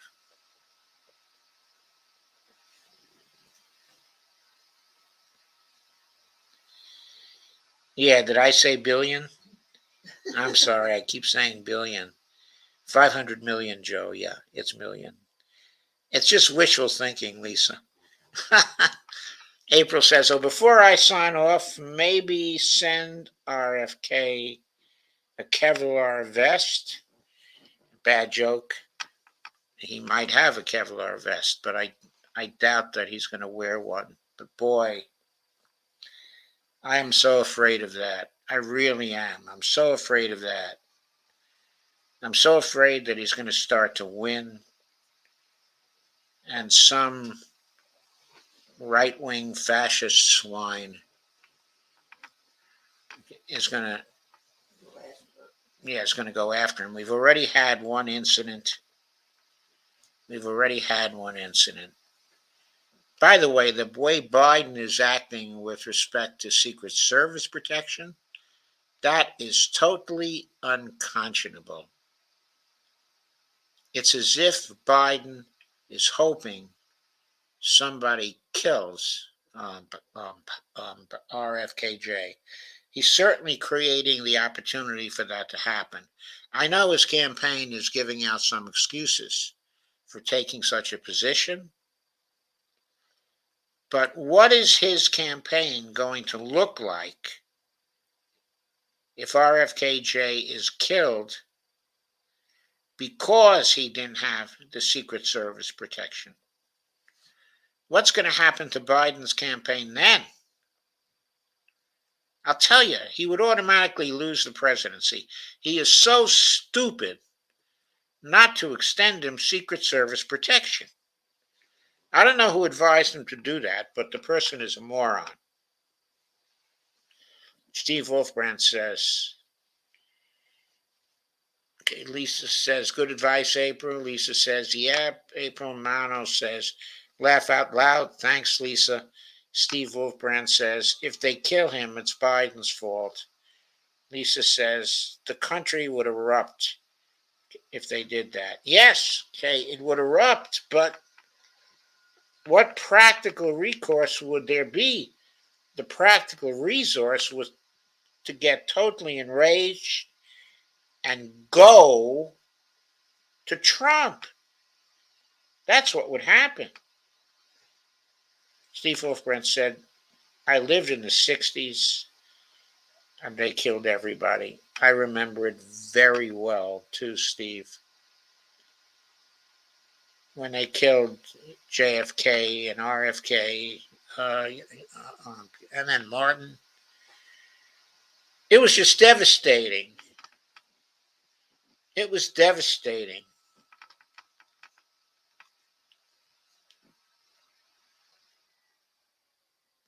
It was devastating. It drove people into a non-political posture, except for Vietnam, of course, and getting out of the war.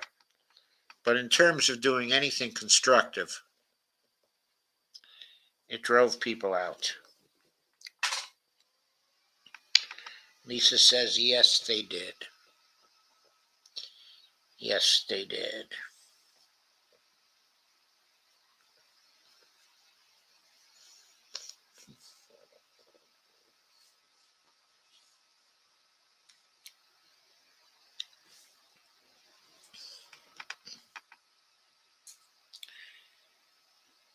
Okay, assassinations are us. Lisa says, but it's known now. Yeah, the deep state would have to be very, very careful. Very, very careful.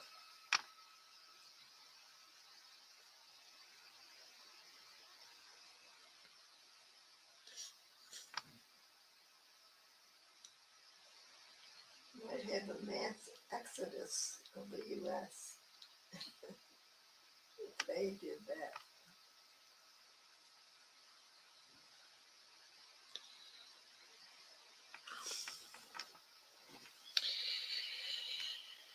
Okay, any other comments, folks?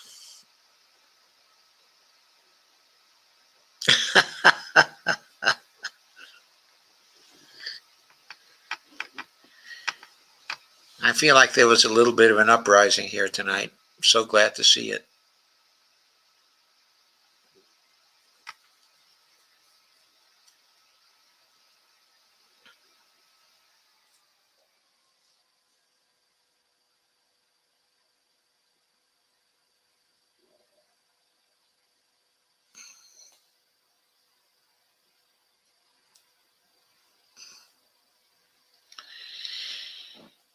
Okay, any other comments, folks?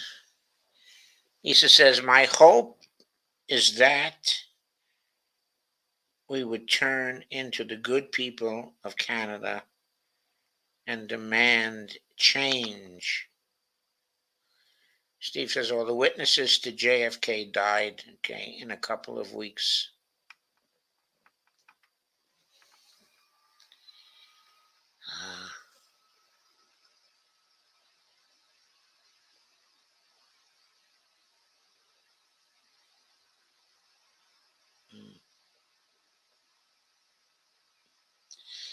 There were a lot of witnesses who died in rather suspicious circumstances, yes.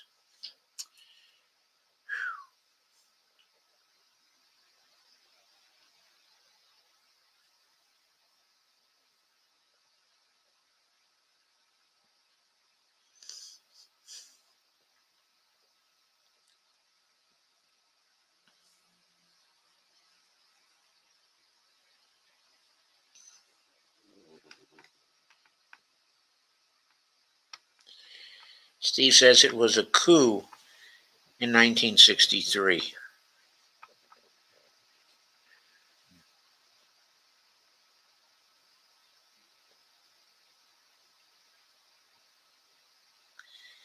It may well have been.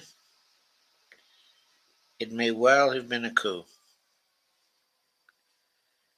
I mean, it's clear the CIA people hated him. And right-wing elements of the military did also.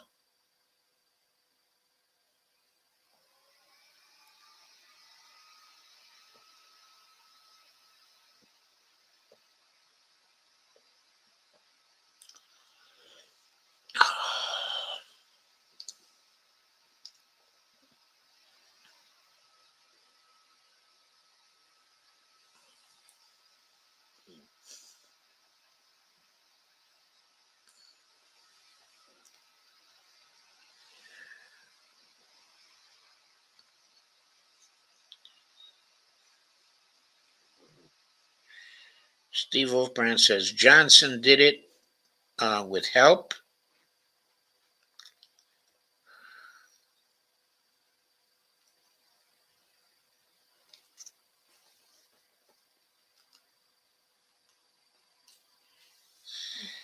Lisa says it was a coup d'etat.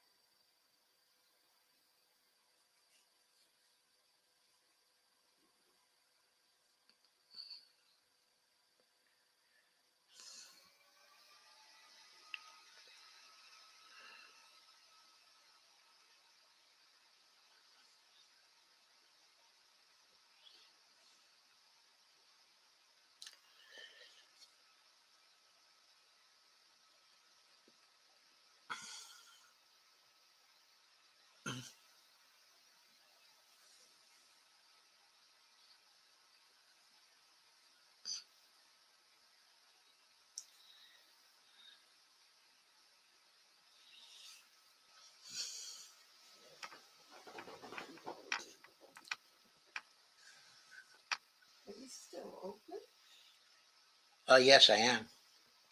Quiet. I am waiting for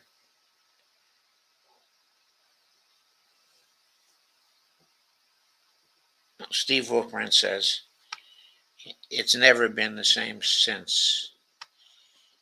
Yes, I agree. We never did recover the same sense of politics since that time, the same optimism about what politics could do, okay, and what it could bring. The series of assassinations in the 1960s really drove a lot of people out of politics.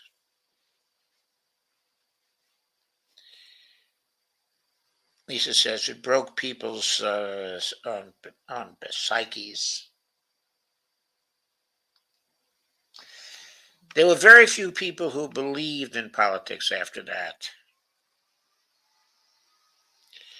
I think that Reagan had a bit of a renaissance for his side, for his side. But I think on the lefty side of politics, there was tremendous depression after that. Changed that road. Steve Wolfman says probably every new president gets shown the film when elected. Maybe, but probably every new president has already seen the film before they get elected. We've probably all seen the film at one time or another. I think you're talking about the Zapruder film, aren't you? Okay.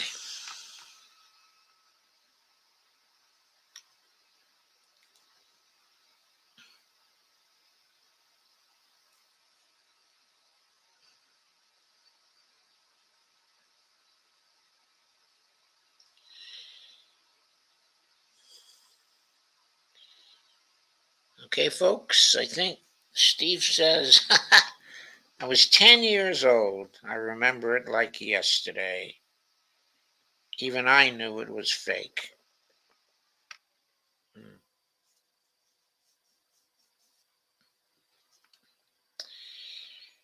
I was older. I was in graduate school at the time.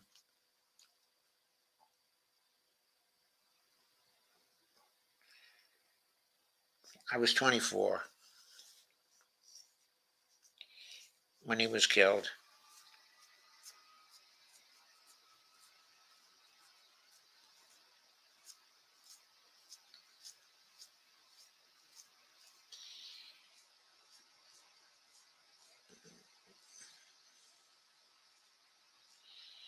Okay, I was married then. It was a graduate school marriage. We were so stunned.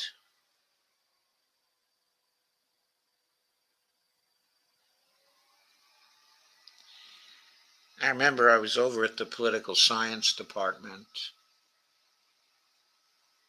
There was a bridge game going at the time.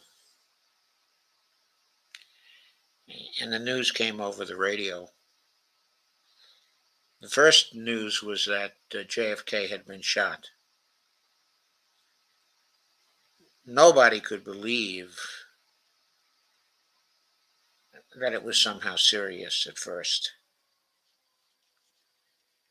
And then later, the shock that he quickly died, that was just so awful.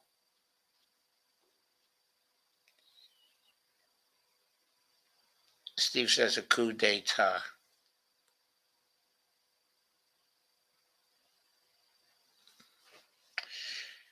If it was a coup d'etat, one day we will find it out.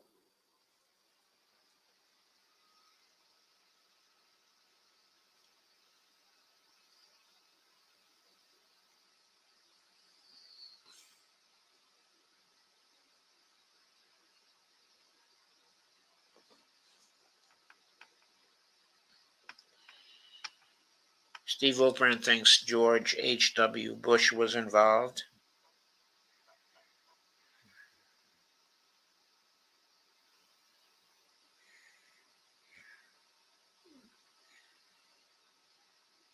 Now remember, Steve, this was in 1963. Where was George H.W. Bush in 1963?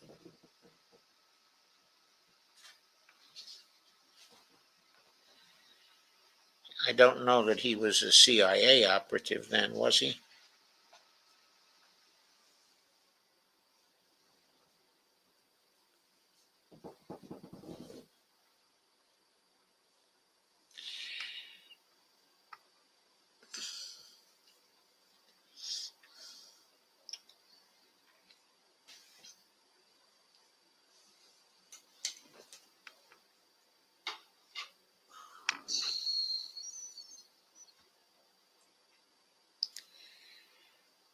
The meeting the night before.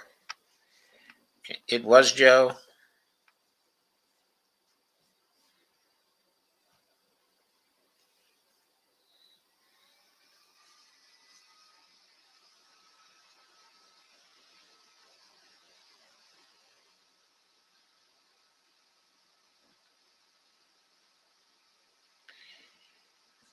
I was very deeply into the research on it at the time.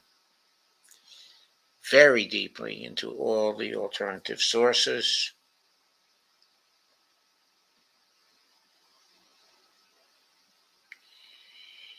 Okay, I never believed on the lone assassin theory. Always thought that, okay, was BS. He just says, read The Last Second in Dallas and JFK, The Unspeakable.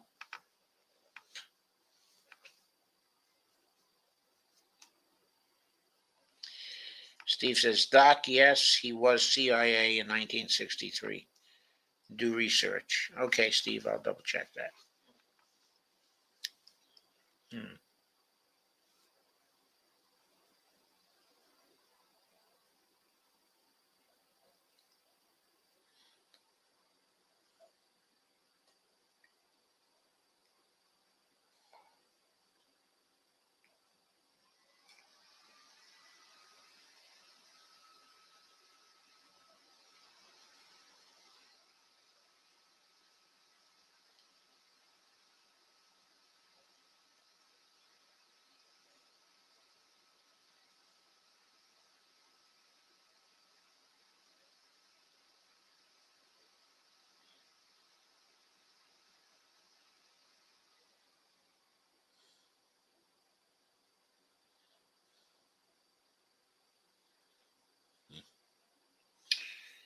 There's so much more that's come out in the last 5 years, even. You got to go back and piece it all together, but it's right there. Okay, thank you, Lisa. I'll go back and piece it all together.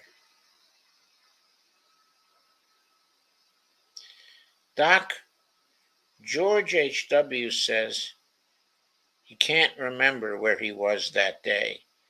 Really? The only one on the planet who can't remember where he was that day. Yeah, he's probably the only one on the planet. I mean, it's indelible to me that day. Just indelible. And the days following. And the train ride. Yeah, the train ride, but my wife and I at that time were following it every single day, completely wrapped up in it.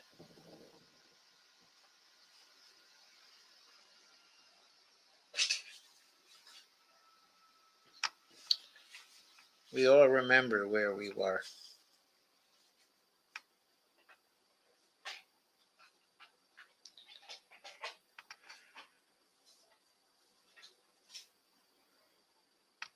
Okay. That was so awful.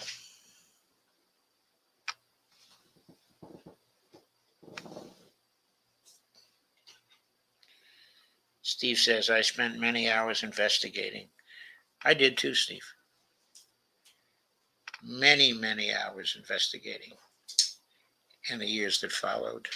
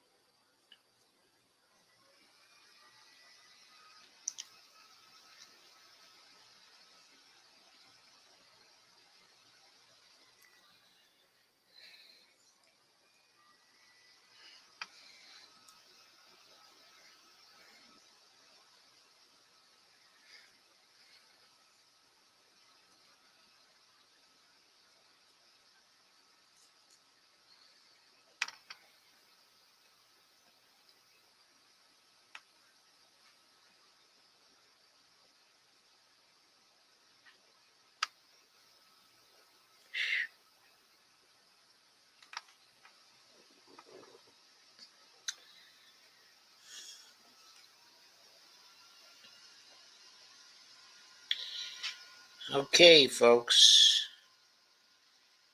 I think it's time to end. Thank you, Steve and Lisa, for being here. I think you're the only ones hanging in right now. I'm certainly grateful for that.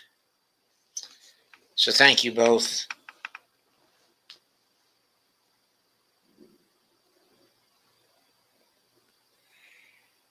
We're 60 years too late changing the name of the Dulles Airport. I grew up with a giant portrait of JFK in our living room. We loved him.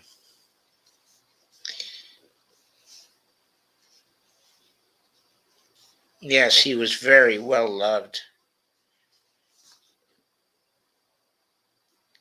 He was very, very well loved.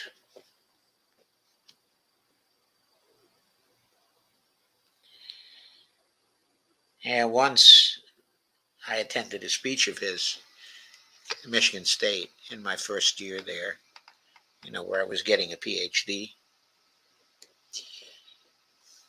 And he gave a speech, to the student body. I swear to God, I was maybe 30 feet away from him. I was right in the first two rows.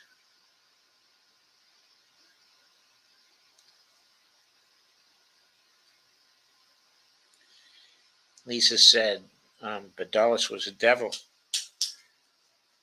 No, Steve said, Lisa, Dulles was a devil. There were two Dulleses, John Foster Dulles, and Allen Dulles. The Dulles Airport was named after John Foster Dulles. Both Dulleses were devils. They were responsible for the Iran coup in 1973. The worst, Steve, the worst. Lisa leaves 4 hearts and says, night everyone, and leaves 2 hearts. Okay, night everyone.